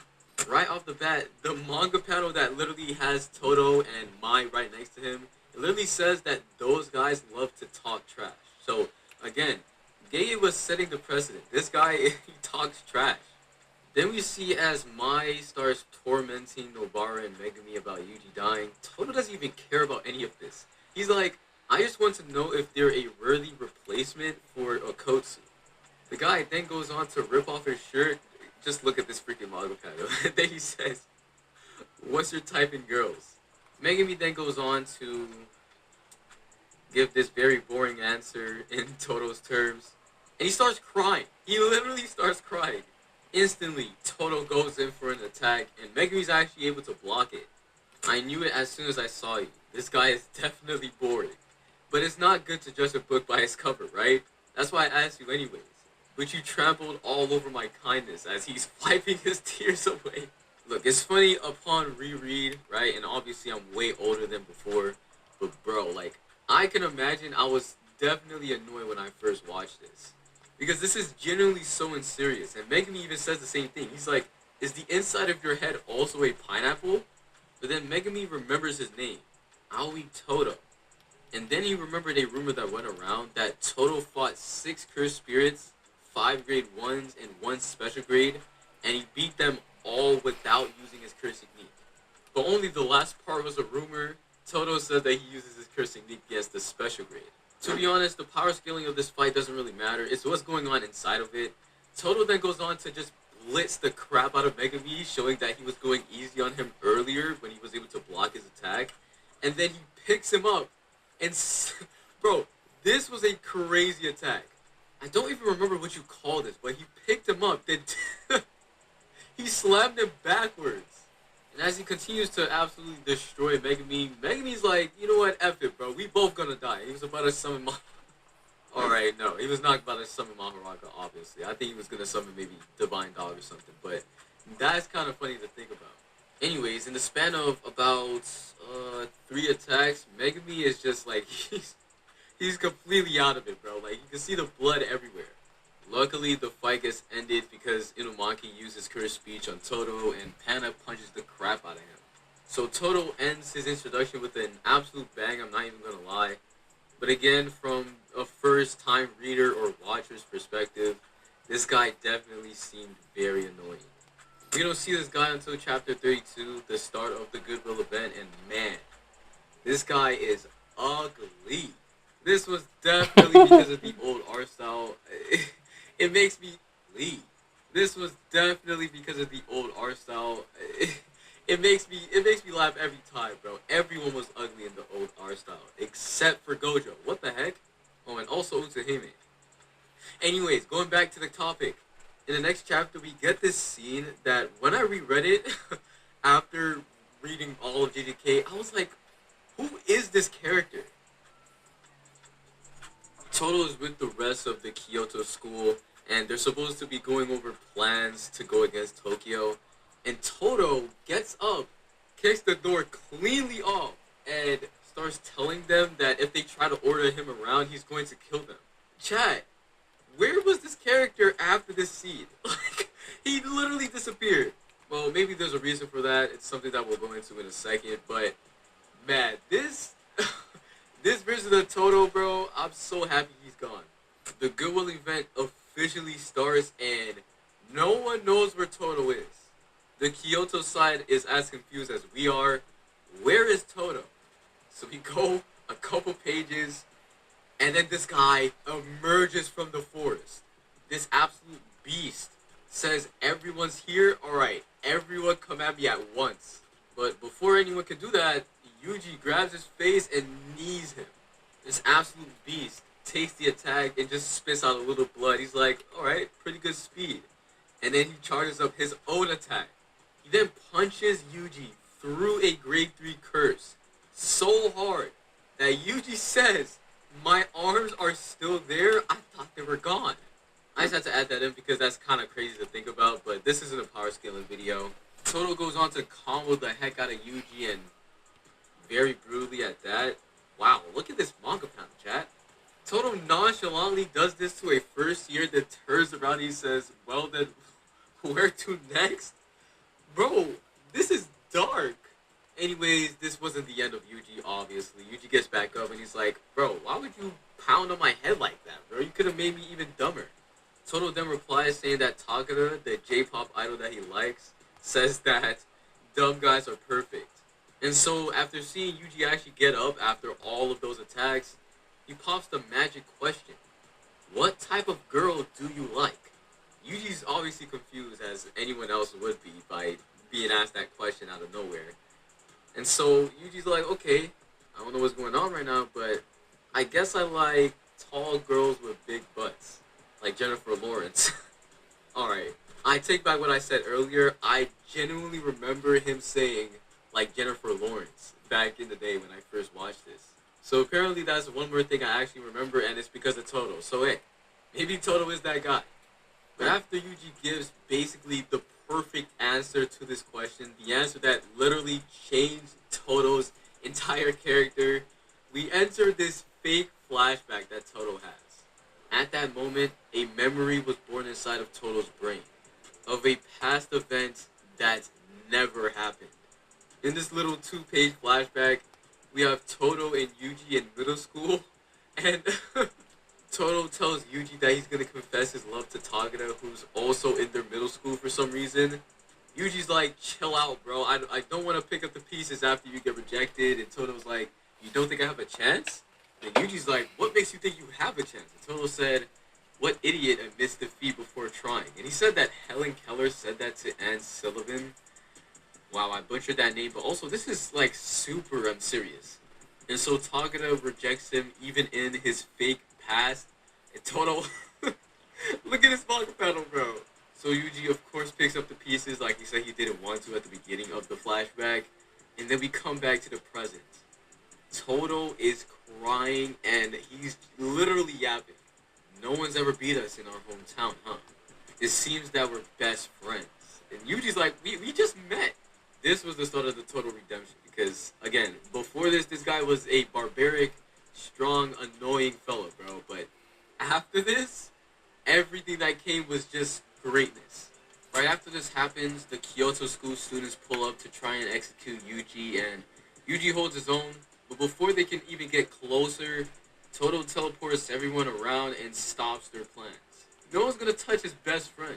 So after telling them all to just go away, Toto looks at Yuji and he's like, I'm not the kind of guy who's gonna go easy on someone just because they're my best friend. And he's talking about killing him. We don't see them until the next chapter, and Yuji and Toto are really going at it. What I want to focus on is the fact that Toto's fighting Yuji, and the entire time, Toto is analyzing how he's fighting. He's glazing him in his mind. It's funny because he keeps doing this as we continue going. You'll see in a second. But at the end of the sequence, Toto gets pissed off because Yuji keeps using Divergent Fist, and he's like, that's wrong. Toto then goes on to ask him, Itadori, my friend, that delayed hit, it holds you back, doesn't it? Then he's like, as long as you remain satisfied with that, you'll never defeat me. If you're okay with the way you are now, our friendship won't last. Yuji doesn't care right now, okay? Everything he's saying right now is just blabber. And then he says, are you okay with being weak? And he's like, hell no. As soon as we get to the next chapter, I don't even want to get into what's in the actual chapter. Look at this cover. It's kind of cool. Like, you know what I'm saying, bro? This is middle school Yuji and Toto inside of Toto's mind. I can't believe it. So entering the chapter, Toto continues glazing Yuji as he fights him. And this is actually one of my favorite things Toto says. He's like, he's growing by devouring Aoi Toto. This was always so goofy to me because it's like me saying, he's growing by devouring Gambler. Like, bro, I'm Gambler. What is he saying? He's breaking me down with such beauty. This is genuine glaze, bro. Toto then goes on to talk about Divergent Fist and how butt it is. And he gives Yuji the full rundown and explanation of cursed energy, something that Gojo himself couldn't do correctly. This guy is so bad, dude. And so after the breakdown, we get this beautiful panel. We exist in this world with our entire body, mind, and soul. It's so obvious that most everyone has taken that maxim for granted. And so they stop talking, and Toto even says it. And then we end off their fight that we see on screen with them dancing and a whole bunch, if y'all see it, in the background, there's a whole bunch of film of the fake backstory that they have. Survive this, Itadori. Make your way up here to new heights. It's just so crazy that his entire brain just reformed after meeting Yuji. But good riddance, because the next time we see them, they pull up in magnificent fashion to save Megumi and Maki from Hanami. A funny thing about this is that at this point, Yuji is completely in the zone, and he doesn't realize that he's accepted Toto as his best friend. Anyways, as they begin to fight, Toto says that he's not going to help Yuji unless he uses a Black Flash. No matter what happens, if you can't use Black Flash, then I'll watch you die. We then get this really funny scene where Hanami looks at Toto, and she says, Sukuna's vessel, and who's that guy? He certainly has an aura about him, but judging only by his overall curse energy, he's undoubtedly weaker than me. And his curse energy is literally just hearts. I don't even know what's the most funny part about this panel. Is it his face, his pose, or the hearts in his curse energy, bro? It's the little things like this that pull me into this character, bro. Because, like, everyone was already unserious in JJK, but Toto takes the cake. Yuji then goes on to Phil using Black Flash, and Toto pulls up out of nowhere and slaps him in the face. He gives him a really good pep talk. He gets him back into the zone. He tells him what to actually do, and he slaps him again. Any more distractions? Yuji says, nope. And then Yuji says, thank you so much, my best friend Toto. And you can see Toto just chilling. Bro, this kills. Bro, Yuji doesn't even realize what he's saying, and Toto is just acting like this is normal. And so Yuji finally hits the Black Flash, and then we get one of my favorite scenes from Toto. You got to taste a sample of your curse energy. Until now, it's like you've been putting ingredients you're not familiar with into a pot and cooking haphazardly. But with Black Flash, you've gained the ingredient that is curse energy. As a chef, or in this case, a Jujutsu sorcerer, you're on a different level than you were just 3 seconds ago. Congratulations, brother. You will be strong. Bro, like, when Toto starts explaining stuff, he does it in this grand... Earlier when he was explaining curse energy to Yuji, Yuji saw himself in the air like a bird, and then he created like this film behind him as they started dancing, and then Yuji uses Black Flash, and Toto puts his hands together and starts talking like they're chefs. This is gonna get even funnier when we watch season 3, because Alonzi made a video about the first 2 episodes of of season 3 since he's a Brit. Don't ask me why I said it like that, but anyways, he said that Toto, when he was explaining curse energy to Yuji again in season 3, it looked way too grand for what he was actually saying. But these aren't the only examples, because there's much more. And so Hanami heals up from the Black Flash, and Toto says that its curse energy is undoubtedly weakened. If we can get its head, then it's game over. So shall we get cooking? This is literally one of the most iconic things from JJK, and it's from Toto. Of course it is. This part of the fight was way more insane in the anime than the manga. Hanami using all those branches to create this huge figure that they landed on and started trying to hit Hanami in hand-to-hand combat with. It was insane in the anime. But after a little bit of fighting, Toto says, yo bro, I'm gonna release my curse technique. The next chapter we start off with a little bit of a flashback of Toto's past. He was a little kid, he was a 3rd grader when he beat up a high schooler.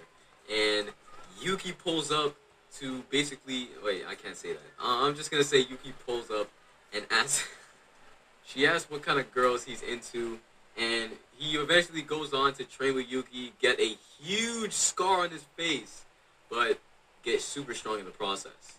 But we go back to the present, and Yuji's confused. He's like, didn't you use your curse technique earlier?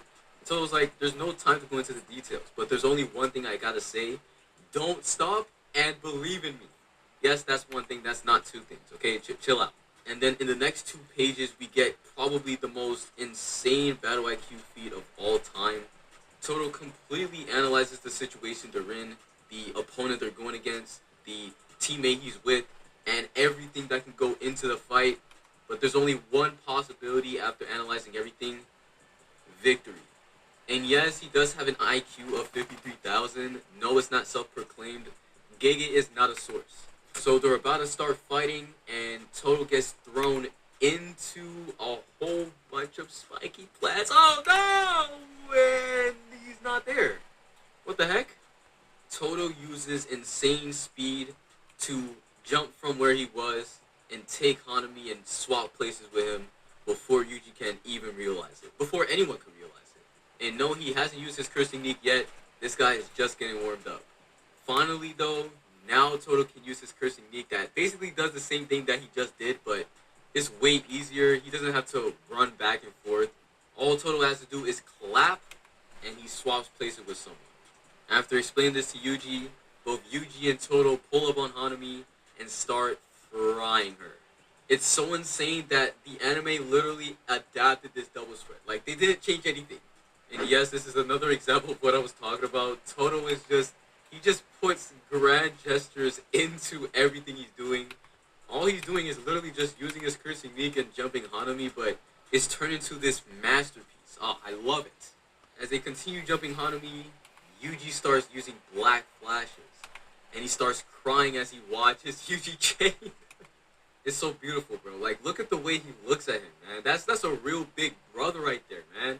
Next chapter, again, we get a confirmation that Toto has 53,000 IQ. I think it's actually higher than that. I'd say maybe around the range of 500,000, but that's up to you to decide. It's nothing below 400,000, though. Toto is about to go against the exact same thing that Megumi and Maki went against, that sucked up their curse energy. And so in literally, I'm not even joking, 0.01 seconds, Toto realizes what's going on. This isn't a joke, and this is just confirmation of what I'm talking about. 500,000 IQ minimum. Also, I have to mention that Tagada is the one who's in the thought process as well.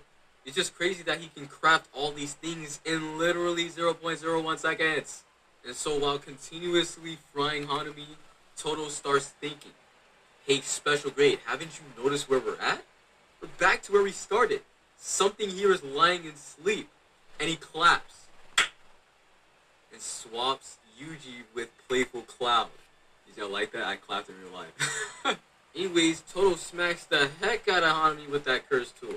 But before Hanami can go all out and use the domain expansion, Gojo breaks the barrier and steals the show.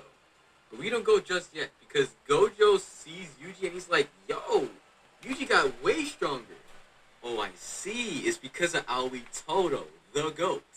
And even though he says they should be okay, even though they're going against a special grade, Gojo goes on to just shoot a hollow purple. Hey, I'm not mad about it. Gojo is my favorite character anyways, so whatever. After this, we see little glimpses of Toto, like when Yuji recovers from Goodwill.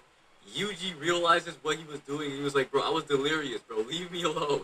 And then during the baseball game, this was a nightmare, bro. Toto gets hit with a baseball and everyone likes it. How dare they? How actually dare they? Whatever, bro. I'm not going to get myself mad. After this, we see Toto try to recommend Yuji, Maki, Megami, Nobara, and Panda, was it? I do not remember the list. He tries to recommend them to become grade 1s, and then he finds out from Mei that they cannot partner up with him on missions. This was a pretty funny scene, but now we enter Shibuya, the real deal. Yuji went through a whole bunch during Shibuya, and he reached his tipping point when Nobara died. Nobara gets packed right before his eyes, and Mahito just goes ham on him. He's about to kill him, but suddenly, Yuji disappears. The sounds of the Gion Shouja bells echoes the impermanence of all things. The color of the solid flowers reveals the truth that the prosperous must decline. However, we are the exception, and Toto pulls up to the fight in magnificent fashion. In the next chapter, we see this color spread of Toto. What kind of face is he doing here? But in the background, you see Takada shooting Toto with the head. Going into the actual chapter, Yuji's on the floor crying, shaking. He can't keep doing this. I can't forgive myself. But Mahito isn't around to hear, so he tries to go and slash Yuji again, but Toto teleports him. And then he claps again, then kicks the crap out of Mahito.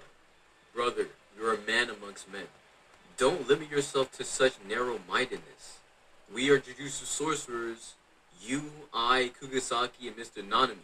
All of our allies. Together, we are Jujutsu sorcerers. As long as we live, our friends who have passed away will not truly have been defeated. It's not about sins or punishment. The moment we become Jujutsu sorcerers, our lives cannot be limited to such misfortunes. Looking for meaning or logic in death can at times defile the memories of those we've lost. Even so, what have you been entrusted with? He takes off his shirt because he's about to fight. He tells Yuji, you don't need to answer right now. However, until you find your answer, never stop moving. For those of us who live as Jujutsu sorcerers, that is the punishment we must endure. I'm not even gonna lie, I did not know this speech was this good. Toto made this, like, he literally said this off the top of his head just instantly, as soon as Yuji started crying. That's a real big brother right there, bro. Wow. This is the GOAT. So after toying around with Mahito for a little bit, he claps and teleports Yuji to the scene. I'm sorry, Nanami. I was about to take the easy way out. I was about to use my sins as an excuse to run away. I'll be sure to take on your share of suffering too, Nanami. And we end the chapter with Toto ripping his shirt off, saying, welcome back. And Yuji says, yeah. Mahito, Yuji, and Toto start fighting, and Mahito is trying to analyze the entire situation. But Toto, he starts to think about something. He thinks back to what he said to Yuji all the way in Goodwill. If you're okay with the way you are now, our friendship won't last. And Toto starts monologuing. Even this cursed spirit uses Black Flash. The one who is now being left behind is me. You've gotten strong, brother. Are you gonna just sit still, Aoi Toto? Are you gonna let your brother feel alone again, Aoi Toto? And he hits a Black Flash. Bro, I'm getting hyped all over again. This was insane in the anime. I was talking about the fight with Hanami earlier. Bro, this was on another level. Toto was literally flying through the air. He was flying through the air. That's how crazy this was. And so we get another iconic scene from JJK. All three have brought out 120% of their potential. Mahito takes the fight outside and Toto's analyzing the entire situation. And suddenly, Mahito uses a bodyguard, if you will. But Toto doesn't expect the strength from this bodyguard because it punches him and throws him away. With quick thinking and of course the 500,000 IQ, he throws a cursed energy rock, switches with it, and one-shots the bodyguard. And so after realizing that it's super strong with zero durability, he looks at the two coming after him, he kisses his amulet, and says to forgive me, you poor souls. Prime time. Mahito uses a 0.2 second domain expansion beyond everybody's expectations, and Toto immediately uses simple domain. But sadly, Toto was holding back a little bit too much, so Mahito used his curse technique before Toto used simple domain, and so Mahito takes away Toto's arm, but Toto slices it to half before it could take basically his entire body. As he's trying to basically process him losing an arm, Mahito pulls up and hits him with a black flash. But wait, this is Aoi Toto we're talking about, bro. He let go of most of his suppression. Obviously, he's not going full power, but he lets go of some of it and uses his curse energy to protect his stomach as he gets hit with a black flash. But the black flash breaks his amulet and shows inside, which is Yuji. Yeah, I don't even know where he got this picture of Yuji, but like that's crazy. In the anime, Toto basically starts beating up Mahito with two hands, so obviously he has reverse curse technique. It's actually more advanced than everybody else. He uses reverse curse technique to get his soul back, the arm that he lost from Mahito's curse technique. It's a whole bunch of stuff. Toto is beyond comprehension at this point. But then Toto comes back to reality and he reverses it because, if he uses reverse curse technique in real life, it's going to break JJK. So he has to hold back a little bit. He switches with Mahito and Yuji pulls up and hits another black flash on him. Almost everyone thought Toto was out, except for me and Toto. After Mahito transforms himself and fights Yuji one-on-one, Toto gets up once again. Listen closely, Cursed Spirit. There is no way you do not know this. An arm is merely a decoration. The act of applause is an acclamation of the soul. And so Toto uses his curse technique twice, faking out and making Mahito think that they didn't switch, but he actually used it twice, obviously. And this was the deciding factor of the fight. And Yuji hits a black flash on Mahito, taking him out. Most people would think the story ends here, but it really does not. We're like 30 minutes into this video, I'm pretty sure. I'm probably really mad that I have to edit this in a day, but it doesn't matter. Over 100 chapters pass. Not even joking. Over 100, actually, what's the exact number? 127 chapters pass. And we finally see Toto in action. We find out that Toto has been in the shadows. He's been prepping for the Sukuna fight. We see plans being created with Mei about the fact that he's going to use his new and improved curse technique to take out whoever is in the domain.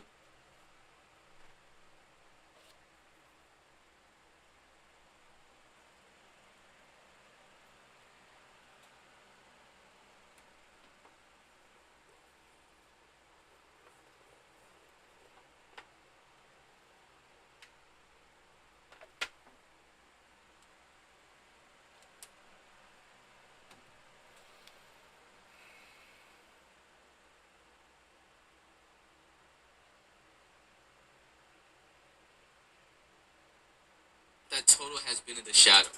He's been prepping for the Sukuna fight. We see plans being created with Mei about the fact that he's going to use his new and improved curse technique to take out whoever is in the domain expansion of Sukuna. And he's also the one who actually talks about resonance and the possibility for Sukuna to find out their plans through Yuji. That 500,000 IQ being put into display right now.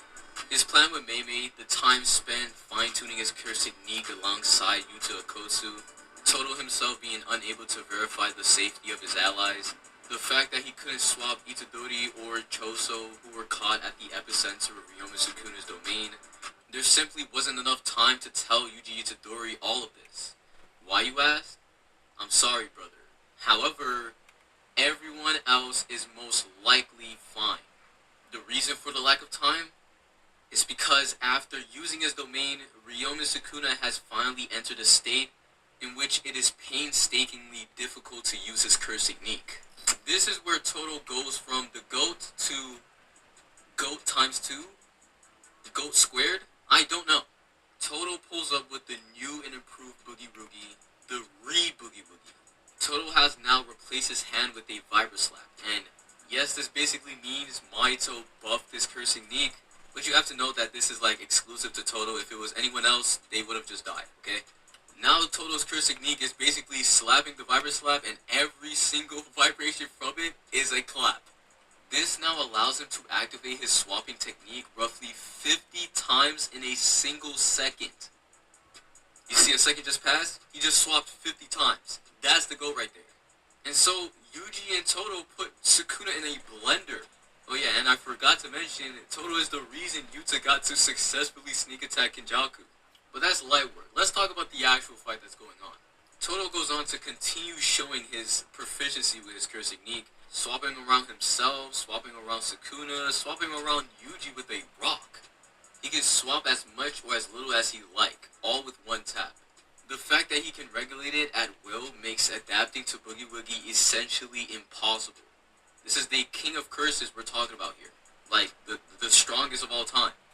He said that adapting to Boogie Woogie is essentially impossible. Come on. And so Toto locks in. He tries to do a fake out on Sukuna. He swaps 3 different times. I don't even understand what happened here. I'm not even gonna lie. Like, Toto is beyond my comprehension. And he completely outplays Sukuna, allowing Yuji to land another Black Flash, grabbing his heart.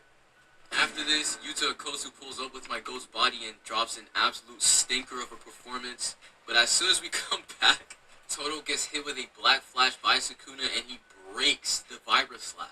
But this doesn't matter to Toto, bro. He still uses the Vibra Slap to swap around Yuji and Sukuna and eventually discharge of the domain expansion from Yuta. Yuji is frying Sukuna at this point, but Sukuna tries to get back on balance. And so Toto's about to swap again, but Sukuna starts smiling. No swap. But on top of him is Hana with a Jacob's Ladder. Sukuna gets hit with Jacob's Ladder, but starts climbing it.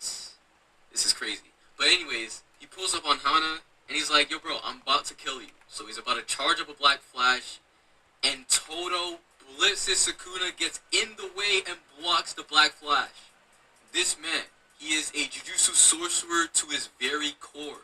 After Toto gets sent flying by the Black Flash, Sukuna says that those two are out of commission, but he says that he's only going to kill Angel, so Toto was probably going to be kept alive.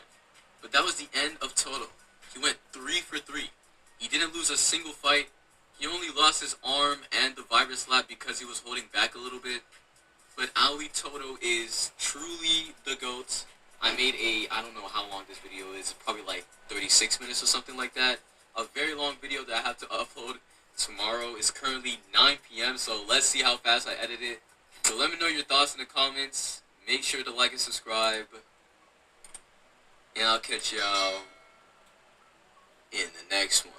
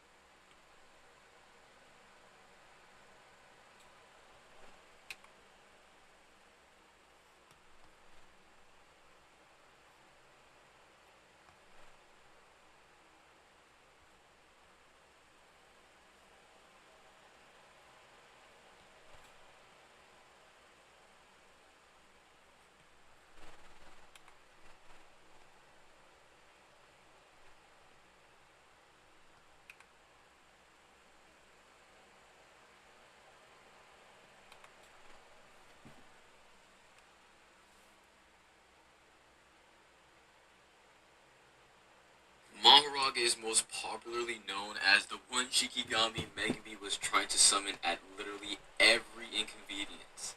It's kind of funny, I'm not even gonna lie, but this meme really takes away from how strong Mahoraga really is. And in today's video, we'll be talking about exactly that. What's up guys, Gambly here, and today I felt like talking about Mr. Adaptation Boy himself, Mahoraga. Actually, I just realized the second reason Mahoraga is known is because of Sukuna's crying for him. That's crazy. Why is everyone so obsessed with Mahoraga? Well, in today's video, I'm gonna answer that. Before we get into it, make sure to like and subscribe. I post consistent quality videos like these. If you enjoyed this one, I'm sure you'll enjoy my other ones. So, join us. But let's stop yapping and get straight into Mahoraga.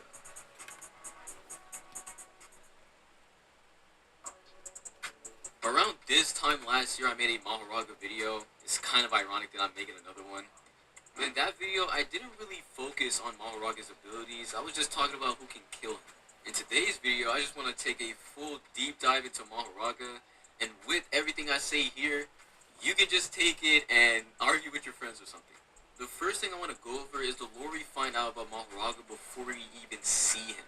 When we get that little flashback between Gojo and Megumi, Gojo drops some insane lore saying that the Gojo clan and the Zeni clan are actually mad at each other because a very long time ago, the two heads of the respective clans fought each other and they ended up both dying in the battle.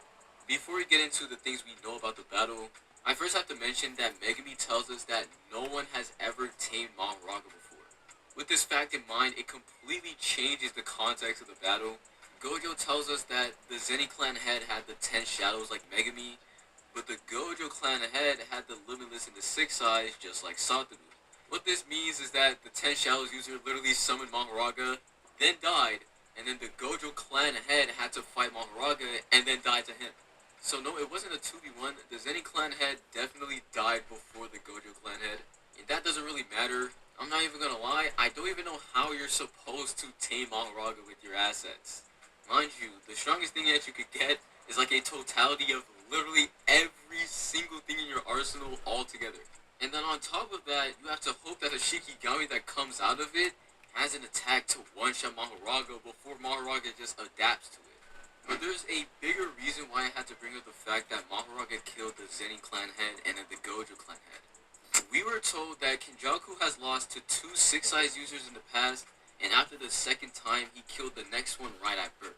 Now, it's not directly confirmed if this Gojo clan head is the one that beat Kenjaku up, but it is a possibility because, again, Kenjaku lost to 2 6 eyes users, so he has to be one of them. It's either that or there was way more 6 eyes users multiple times throughout the last 400 to 500 years. So we have a Mahoraga who's stronger than the Gojo clan head who beat the crap out of Kenjaku. Like, that's how strong Mahoraga is before we even see him. And so now we have to go into the intricacies that go into making Mahoraga start fighting. What I mean by this is that when Megumi summons Mahoraga, there's a pretty interesting thing that Megumi does that people don't really talk about, and it might come into play as to how Mahoraga performs against Sukuna. When Megumi is about to summon Mahoraga, he completely divulges his curse technique. And we know this gives a boost to your curse technique when you do it, so there's a possibility that the Mahoraga who comes out is way stronger than it would have been regularly. I mean, there's really no reason for Megumi to start doing this unless it's genuinely to power up Mahoraga. And no, Megumi didn't use Mahoraga because of Haruta. He used Mahoraga because he sent Sukuna when he was fighting Toji. So obviously, bleeding out after fighting Toji and getting slashed in the back by Haruta, he had one more thing to do. So he was going to shoot Mahoraga and hope that Sukuna would be taken care of. Megumi goes on to summon Mahoraga, and of course he gets one shot, as I said earlier. But then, Megumi doesn't die just yet. As Megumi described to Haruta, you can exercise the Shikigami with multiple people. So when he started summoning Mahoraga, Haruta was part of the ritual. So as long as Haruta's alive, Megumi won't die just yet. And Sukuna, when he pulls up, realizes this instantly. In order to keep Fushiguro alive, I need to defeat the Shikigami even though I'm an outsider, then the exorcism ritual will be void. So now, 5 minutes into the video, we're finally talking about Maharaga's showings on screen. And we have to start with Sukuna versus Maharaga. Now, I've definitely got my work cut out for me because there's two different versions of this fight. Obviously, we have the cleaner manga version, and then we have the anime. And oh my gosh, the anime had Maharaga looking like he was Superman. Like, I'm not even kidding. If y'all haven't already, bro, go rewatch that episode. It's just insane. But anyways, both continuity starts off the exact same way. Sukuna squares up with Maharaga, and Maharaga tries to do a downward slash.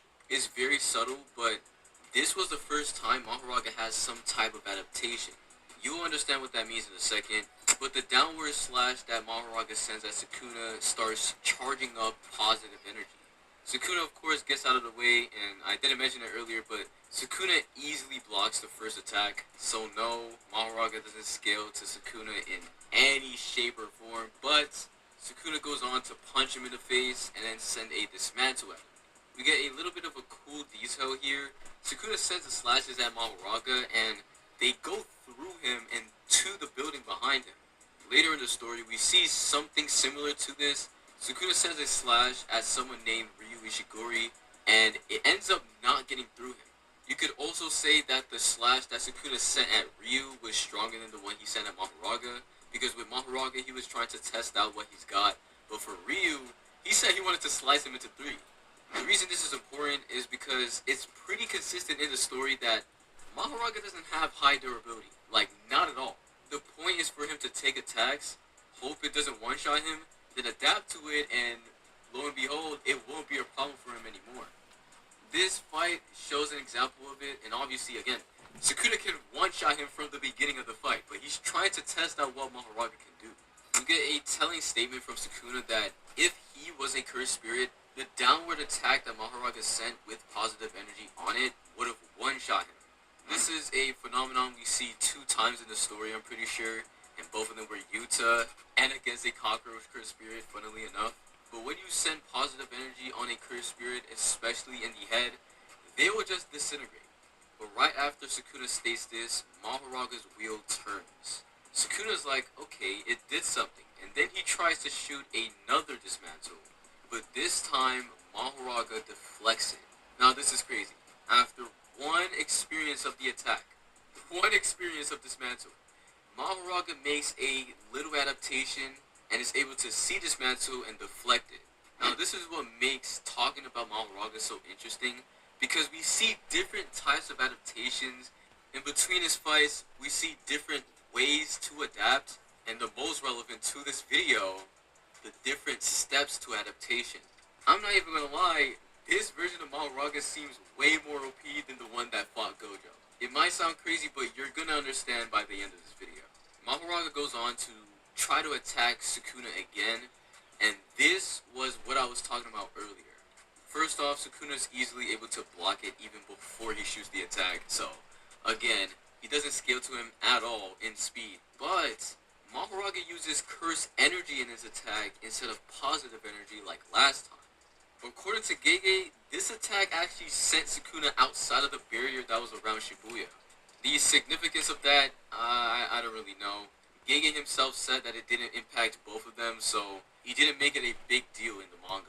Sukuna does compliment him though, but going back to what I was hinting, this shows that Maharaga isn't actually just bound to adapting to some random thing that he's being shot with. So in this case, he's not bound to just adapting to dismantles. He's also adapting in other areas to win the fight. Positive energy doesn't work on Sukuna? Okay, he adapts and uses curse energy. There's also some examples in the anime, and I'm not even gonna lie, I was procrastinating it, but I'm actually excited to go into it. But before that, we have to finish the manga version. Sukuna goes on to completely evade the next attack Maharaga tries to send, kick him, and then puts his hand on his head. He says, "My turn," and hits Maharaga with one cleave straight down. Or I think this is a dismantle because it actually attacks the building behind him as well. Regardless, he kicks him down, and he says, "If I'm understanding this correctly, it'll stand up." And Maharaga does exactly that, but while he's standing up, the wheel spins again. So Sukuna basically analyzes everything that's been happening in the fight so far. Mahoraga's been adapting fighting styles to switch from positive energy to curse energy, and also he's been adapting to dismantle, being able to see it and deflect it. Both occurred after the wield on his back turned. And so Sukuna comes to the conclusion that Mahoraga's ability is to adapt to any and all phenomena. Before we get into what Sukuna does right after this, I think it would be nice for me to expand on what I was talking about earlier with the adapting fighting styles and then adapting to dismantles.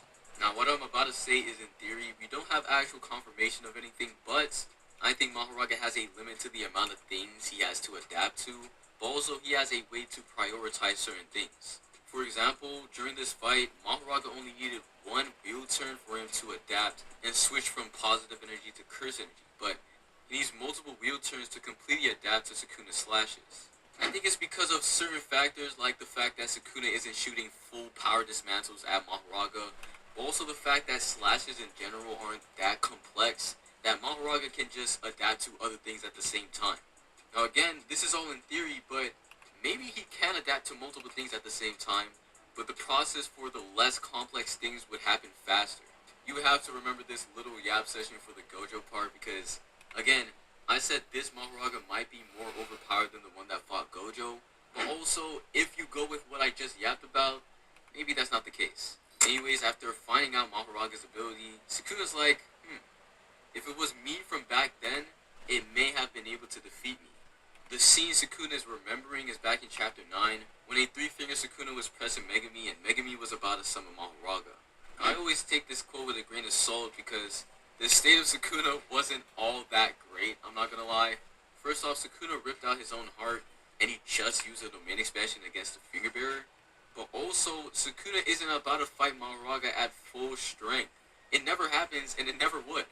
Sukuna, if he saw Mahoraga at that time, would try to test him out like he's doing right now, but maybe he would have been too weak to finish him off after Mahoraga adapted. Three-finger Sukuna is always a really weird topic, I'm not gonna lie, but the statement exists. If you want to use it to go argue with your friends, go ahead. So Sukuna uses a domain expansion against Mahoraga, and we get this iconic scene of Mahoraga walking through it. Actually, that's in the anime, it's not in the manga. In the manga, it's much more pathetic. I mean, like, just look at Mahoraga right now. Am I bugging? Is that his intestines? Bro, Gege, chill out, man. On the next page, we get some more about the fight and Mahoraga as well. The only way to defeat Mahoraga is to slaughter it with a new attack before it can adapt. So like I said, Mahoraga is taking an attack and hoping it doesn't one-shot him. But then it says that Cleave fits the criteria to one-shot Mahoraga, like I said earlier. However, if it hasn't adapted to dismantle itself, but slashing attacks in general, then Mahoraga's regeneration will soon be complete. Okay, this is crazy. I totally forgot to mention this, but Mahoraga regenerates when he adapts. So if you don't literally blow him up, just shoot a nuke at him, he will regenerate and adapt. This is why I don't think a lot of people in JJK can just kill Mahoraga. If you don't literally blow him up, it's done. But it's here that another theory that I literally just came up with comes into play. I think it's possible that as Mahoraga adapts to something, the degree of the regeneration he has just increases. What I mean by this is that Sukuna literally sends a full domain expansion on Mahoraga, and we know the amount of slashes he took. He was reduced to nothing and just regenerated again. What I think is happening is that this is the last adaptation for Mahoraga. He's gonna regenerate from this, and from then, no slashes will ever hurt him again because he's adapted to it. So I guess it goes from Mahoraga being able to see the slash and deflect it, to Mahoraga being literally invincible against it. But Sukuna realized that, and then he shot a flame arrow at him, and he just disintegrated, so it didn't really matter. Now we have the anime version of this fight, and man, this was crazy. Obviously, I can't just show you the entire fight and break down everything because, first off, the episode was really long, but also, I'm gonna get striked. The real ones know my channel in specific is just really, it's like target practice for these big companies for some reason. But anyways, there are some specific scenes that I remember that were pretty cool, but there's other scenes that just make Mahoraga look insane. The first being Sukuna sent flying by Mahoraga for some reason. Why did this happen? We just went over it. Sukuna shot a dismantle by Mahoraga, and Mahoraga was like on his knees. In the anime, Mahoraga gets hit with a dismantle and then slaps Sukuna away. And then Mahoraga starts swimming on the building. Like, this is absolutely horrifying. But then you get deeper in the fight and you notice something. Mahoraga isn't adapting as fast as he was in the manga. Remember, Sukuna sent a slash at Mahoraga. He had a wheel turn. Then Sukuna sent another slash, he deflected it, so that didn't count. And then Sukuna sent another slash that actually hit Mahoraga, and then he had a wheel turn. In the anime, Sukuna slices everything from Mahoraga, from his legs to his arms, and he doesn't get a wheel turn. They also had Mahoraga boxing with Sukuna as if in the manga Sukuna wasn't absolutely outclassing him. But let's stop trying to crap on the anime's power scaling. I think it was a really great fight. But what I really love from this fight is how Mahoraga's adaptations were used. And I'm not even gonna lie, I'm kind of embarrassed to say this, but the anime is the thing that made me realize that Mahoraga doesn't adapt to one thing at a time. Or, in this case, Mahoraga doesn't adapt to one complex thing at a time. For the like 5th time this video, Mahoraga adapted both his fighting style, changing positive energy to curse energy, and his ability to defend against dismantle. In the anime, oh my goodness. It was just an absolute masterclass. The first example of what I'm talking about is Mahoraga being sent into a pool, and then being held down by this structure that fell down. Now, there was literally no reason for Mahoraga to adapt to water. Mahoraga, if you haven't noticed, doesn't have eyes or a nose, but he adapts to it and creates gills. It's pretty weird, but the idea is that he uses the gills to suck up the water and then push it out. But I'm not even sure that's how gills work, but whatever. This is an example of the adaptations that don't take the forefront, but that can happen at the same time. So again, while Mahoraga is adapting to dismantle, he also just adapted to water. Going back to my theory earlier, adapting to water wouldn't be that complex, so it happened super fast. The next few examples are of adaptations that happened during the extra scenes that we didn't see originally. I'm not even gonna lie, I don't remember where they take place in the fight, but we got this really nice video of the director telling us his intent. I mentioned earlier that Sukuna was slashing all of Mahoraga, his arms, his legs, and eventually Mahoraga adapted to that fighting style. He knows his limbs keep getting slashed off and all of that, so he uses it to his advantage. He starts positioning himself in order to take the slashing attack and throw his limbs towards Sukuna. You could even say that this adaptation came from the fact that he's adapting to the slashes. He doesn't have the resistance to it just yet, so he's using his vulnerability against the slashes to attack Sukuna. This actually doesn't happen just once, it happens again. Sukuna sends a slash at Mahoraga and it slices the bottom half of his body, and Mahoraga literally sends it at Sukuna. According to the director, every time Mahoraga hits Sukuna again, it is actually a reaction to Sukuna launching another slashing attack at Mahoraga. Mahoraga is using a counter strategy to attack at the same time as Sukuna by deliberately severing his limbs in order to hit Sukuna while he is being hit. It's honestly pretty cool, but this isn't even the coolest one. Everybody knows about this, so let's get into it right now. After their little sequence of Mahoraga sending himself at Sukuna as an attack, Mahoraga and Sukuna land on a single street, and Sukuna's about to send an attack. But he doesn't actually send anything. It's a pump fake. I always actually thought this was Mahoraga trying to get into position to block, but that's actually not the case. Mahoraga is trying to do the exact same tactic again, waiting for the cut and shooting his arm at Sukuna, but it fails because Sukuna never sends a slash. And then he sends the slash. And then for the next 10 seconds, Mahoraga keeps on getting food because Sukuna doesn't send a single slash until the end. Literally, Sukuna doesn't send a single attack at Mahoraga, but the entire time, Mahoraga's waiting for an attack. And then finally, when Sukuna sends it, Mahoraga just fails to react. And then we get the statement that really matters. Now, I'm going to summarize this because I don't think this will come out good if I try to edit it into the video. But basically what the director says is that Mahoraga's wheel is being shown because the wheel itself is going into overdrive trying to find out how to deal with Sukuna's new strategy. The wheel is trying to adapt to the fact that Sukuna keeps fainting. He keeps pump faking. And so we get this scene of Sukuna pointing at Mahoraga and Mahoraga boxing the air. And people think it's because Mahoraga's blocking all the slashes, but there are no slashes. Sukuna is literally pump faking again, and Mahoraga keeps falling for it. And so finally, after that specific experience of it, Mahoraga adapts. He goes on to continue fighting Sukuna in hand-to-hand combat, and this time, Mahoraga actually uses a feint on Sukuna, finally learning how to lie. Now, I'm not gonna lie, I have to put some respect on the quote, okay? I'm gonna read it out completely. Sukuna gets up from his role and makes a facial expression that communicates that he knows what just happened. He has successfully gotten Mahoraga to learn how to feint and has just used it against himself. In other words, he has just taught Mahoraga to lie and in a way corrupting Mahoraga's divine status.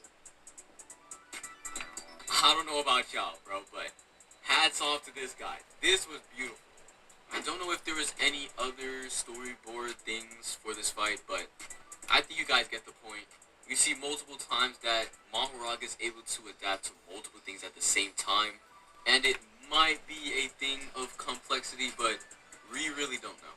But finally, we can get into the next using of Mahoraga against Yorozu. This is where we find out a little bit more about the powers of Mahoraga. Apparently, you can just take the burden of adaptation for Mahoraga and then just give it to him. Now, it's really weird because this could just be Sukuna's proficiency with Jujutsu, but at the same time, Gojo doesn't really mention it. Here's what I mean. During the Gojo vs Sukuna fight, Sukuna sends a piercing blood but using Max Elephant's water. Gojo sees this and he's like, yo bro, like he can use an ability of a Shikigami without even summoning it? That's crazy. But lo and behold, he's been doing that the entire time with Mahoraga.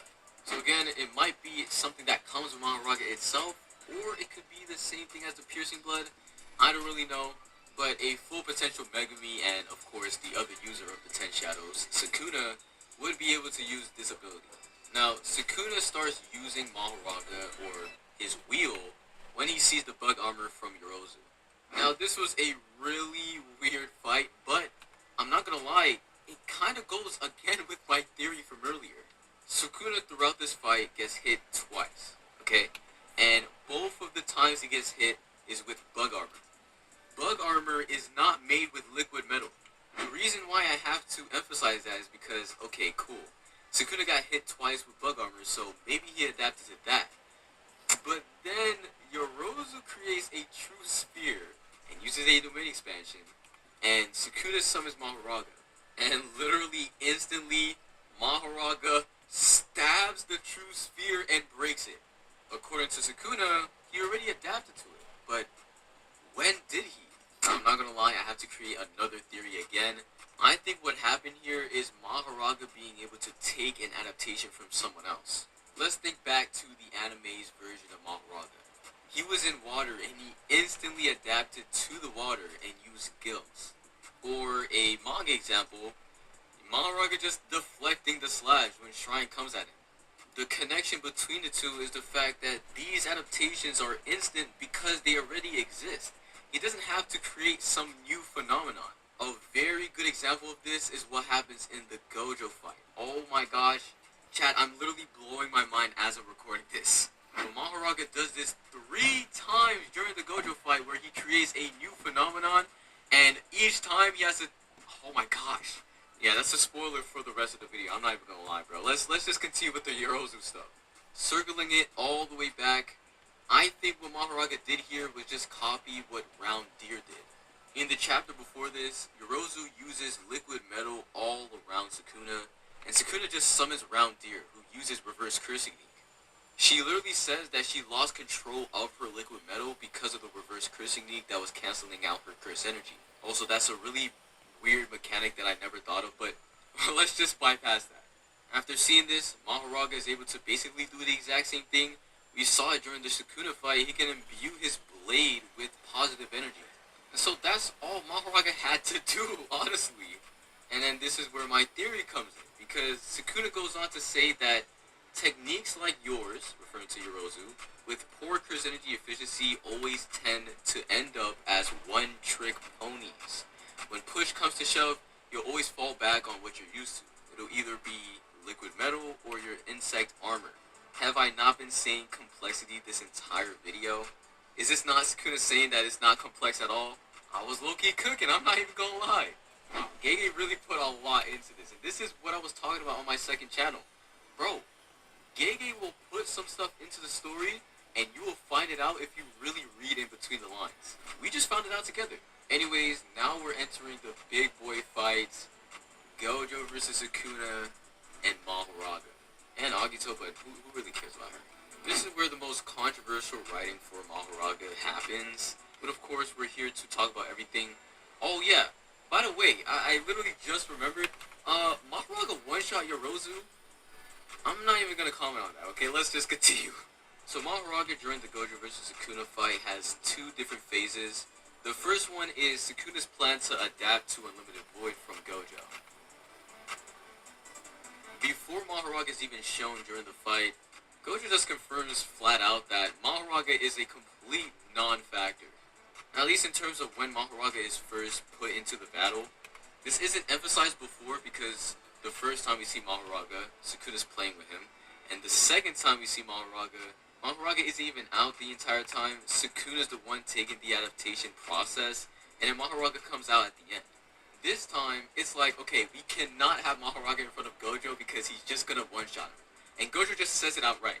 But then we find out what's actually going on. Sukuna's using Mahoraga to adapt to Unlimited Void the entire time as Gojo and Sukuna fight within their domains. Now this is where things get a little bit weird. Gojo beats out Sukuna in the domain clash by literally 0.01 seconds. And by the way, even though he's dazed by the little bit of Unlimited Void he took, he fought Gojo for 2 minutes and 40 seconds. That's crazy. Anyways though, it's a fact that Sukuna needs 3 minutes for his shrine to break the outside of Gojo's barrier. 2 minutes and 40 seconds obviously isn't 3 minutes, so shrine breaks and Sukuna is exposed to full Unlimited Void.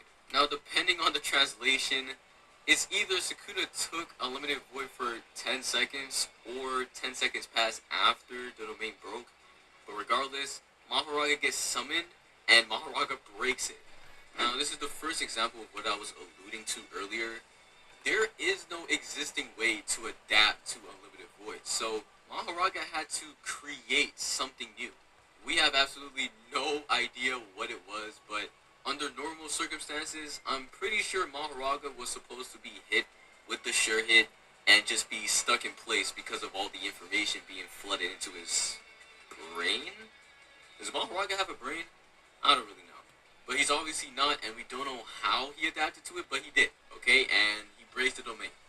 Now, what more implies what I was talking about earlier is the fact that it took so much tries, so much domain clashes for Mahoraga to finally adapt. It took 5 domain expansions and Megami taking the burden of adaptation the entire time for Mahoraga to not only fully adapt, but also have a way to just get through it. Unlimited Void is very complex, and as I was saying this entire video, more complexity might mean more time that goes into adaptation. I hope you guys are catching my drift at this point. I'm pretty sure you do. It's like 25 minutes into the video. But now it's time to move on to the last 2 adaptations for Mahoraga. At the end of chapter 230, Sukuna and Gojo start fighting for their round 2, and from there is a countdown to Sukuna finally adapting to Infinity. I think it's important for me to mention this. The reason why Mahoraga is able to adapt to Infinity is because Gojo is using blue. All blue is him amplifying his Infinity. And so if he adapts to blue, he adapts to Infinity. But the same cannot be said for red, okay? That's a completely different thing. It's the reverse of blue. Now for this fight specifically, Mahoraga's wheel has to spin 4 times to adapt to Infinity. Now, I'm not gonna lie, reading this dialogue, it kind of goes against what I was talking about earlier, and maybe this Mahoraga really is less OP than the one in Shibuya, but Gojo just flat out says, you need 4 spins total to adapt to my Infinity. I'm going to hope he's talking about his Infinity in specific, and not just anything in general, because that just doesn't add up. Anyways, Gojo, absolutely fry Sukuna in the next chapter, bro. Like, I was rereading that for this video, and I was like, bro, Gojo Black Flashed the crap out of him. But the Black Flash had a blue infused in it, so it was the last adaptation that Sukuna needed, and Mahoraga comes up from the shadows. This is the second example of what I was talking about. Mahoraga adapts to infinity and slashes Gojo. Now here's the thing. The way Mahoraga adapts to infinity is just so insane that Sukuna himself says, I cannot do that. Sukuna describes it as Mahoraga transmuting its own curse energy in order to neutralize and nullify the infinity. Yeah, that's something that just doesn't exist regularly, okay, bro? And so obviously it would take 4 spins and way longer of a time to adapt to because of the complexity. And so from here we see how Mahoraga fights against Gojo with it. It's not acknowledged enough, but Mahoraga cancels out infinity from a distance. Obviously he has to come into contact with infinity to nullify it. That's literally the point. This is why in the same chapter we see Gojo dodge a piercing blow from Sukuna despite, in quotations, having infinity up, but he doesn't because Mahoraga turned it off. And then in the next chapter, Mahoraga, Sukuna, and Agito all jump Gojo, and of course the infinity is down. But that's enough yap about the first adaptation to infinity. Now we're getting to the most iconic one, world-cutting slash. I found this to be a pretty interesting mechanic of using Mahoraga. First off, after Mahoraga adapts to something, it continues to adapt further. What I guess the? we can unironically make another theory for this one. We see that Mahoraga's first adaptation is a close quarters combat thing against Gojo, and then his second one is literally a projectile. I cannot believe this, but it actually goes back to what I said earlier. I think that if Mahoraga shit. had the time to completely adapt to Shrine after he was hit with the domain, he would have developed a full resistance to it. Because again, the first adaptation was him just deflecting it, so the second adaptation would be something even better. We have deflecting Shrine and transmuting his own curse energy to delete infinity, and then we have the second adaptation, which was just much better, like World Cutting Slash, and a hypothetical resistance to Shrine. I think the narrator literally telling us that Mahoraga might be adapting to slashing in general is just confirmation of what I'm saying, so it's really interesting. But the other mechanic that I was referring to is the fact that Sukuna tells Mahoraga, yo bro, you're making me wait too long, show me what I want. I don't know if Sukuna really commanded Mahoraga to make an adaptation that kinda looked like Shrine, but it is a possibility, and I think it would be super cool if that's what happened. But anyways, I've been saying World Cutting Slash this entire time, but I haven't explained what it is. Basically, what Mahoraga did was extend the target of his slash. Sukuna had the best explanation for it, so let's just read out what he said. The second adaptation proceeded as I had hoped. It wasn't meant to be a slash like the ones I launched. It was the extension of the curse technique's target. Its target was not Satoru Gojo, it extended all the way to space, existence, the world themselves, so as to cut them. Without regard for your infinity, as long as it exists inside that space, that world, those existences would split apart. Basically, Sukuna targeted the world that Gojo existed in, so the infinity didn't matter, because the infinity, Gojo, and everything around them, they all exist in the world that Sukuna is targeting. I literally just thought of the perfect example. Imagine you have your hands on a cutting board and you have a knife in your hand. Obviously the other hand, I just didn't word it correctly, but you get the point. If you tried to cut your hand, you probably wouldn't do it, right? But now imagine you were trying to cut the cutting board below your hand. Your hand is just in the way. So to get to the cutting board, which is your actual target, the hand is just collateral damage. It's not a one-to-one example because obviously, cutting the world isn't the same as cutting your fingers, but I think you get the point. Gojo was just in the way as Sukuna was cutting at the world. And that's the adaptation that Mahoraga created. The last thing I want to go over for this video is the fact that Gojo implies that Mahoraga can keep up with the crowd, in quotations. He says Agito can't keep up, and so he literally one-shots her, and then Mahoraga is still able to continue fighting. Mahoraga goes on to tank 2 black flashes from Gojo directly. He's able to kind of react to red and move at relative speeds with it. But something I think would have been super cool, which we'll probably see in the anime, is Mahoraga adapting to Gojo's fighting style. Gojo has a really weird fighting style where he uses blue to enhance his speed and stuff like that. Imagine Mahoraga using the magnetism from blue to like accelerate himself. I mean, that's literally what Gojo does, but I'm not talking about that version. But anyways, Mahoraga's entire career ends as Gojo shoots a hollow purple and he gets one shot. This isn't a 90 feet, this is literally a hollow purple, like I can't really stress this enough. But from then, Sukuna states that he can't use the 10 shadows anymore because Mahoraga got destroyed. So you know, that's the real big daddy of the 10 shadows technique. But what did you guys think? Let me know your thoughts in the comments. Make sure to like and subscribe. And I'll catch y'all in the next one.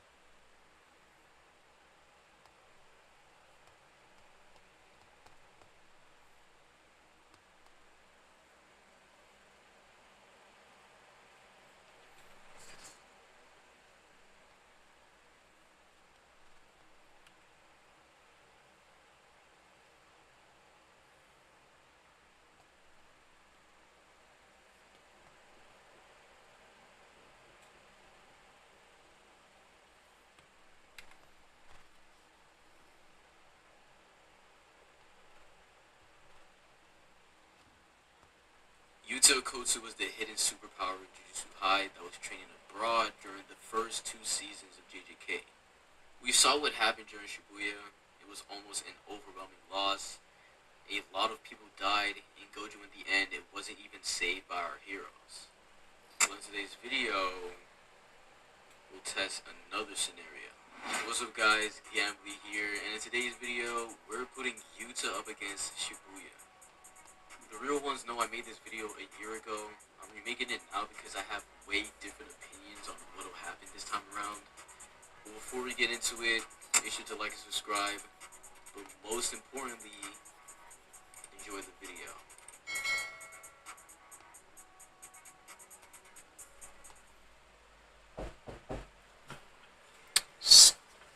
At the beginning of the month, I made an in-depth analysis on Yuta's strength and progression throughout the story. So check that out if you want to. Well, honestly, it would feel weird for me to get into a scenario without gauging how strong Yuta truly is. I won't go too crazy with the analysis. Again, you can go check out the YouTube video if you want that. The first thing that needs to be talked about if we're analyzing Yuta is of course his ridiculous curse energy pool. This is one of Yuta's most recognizable features as a sorcerer, the first being Rika, but we'll get into that in a second. When Yuta comes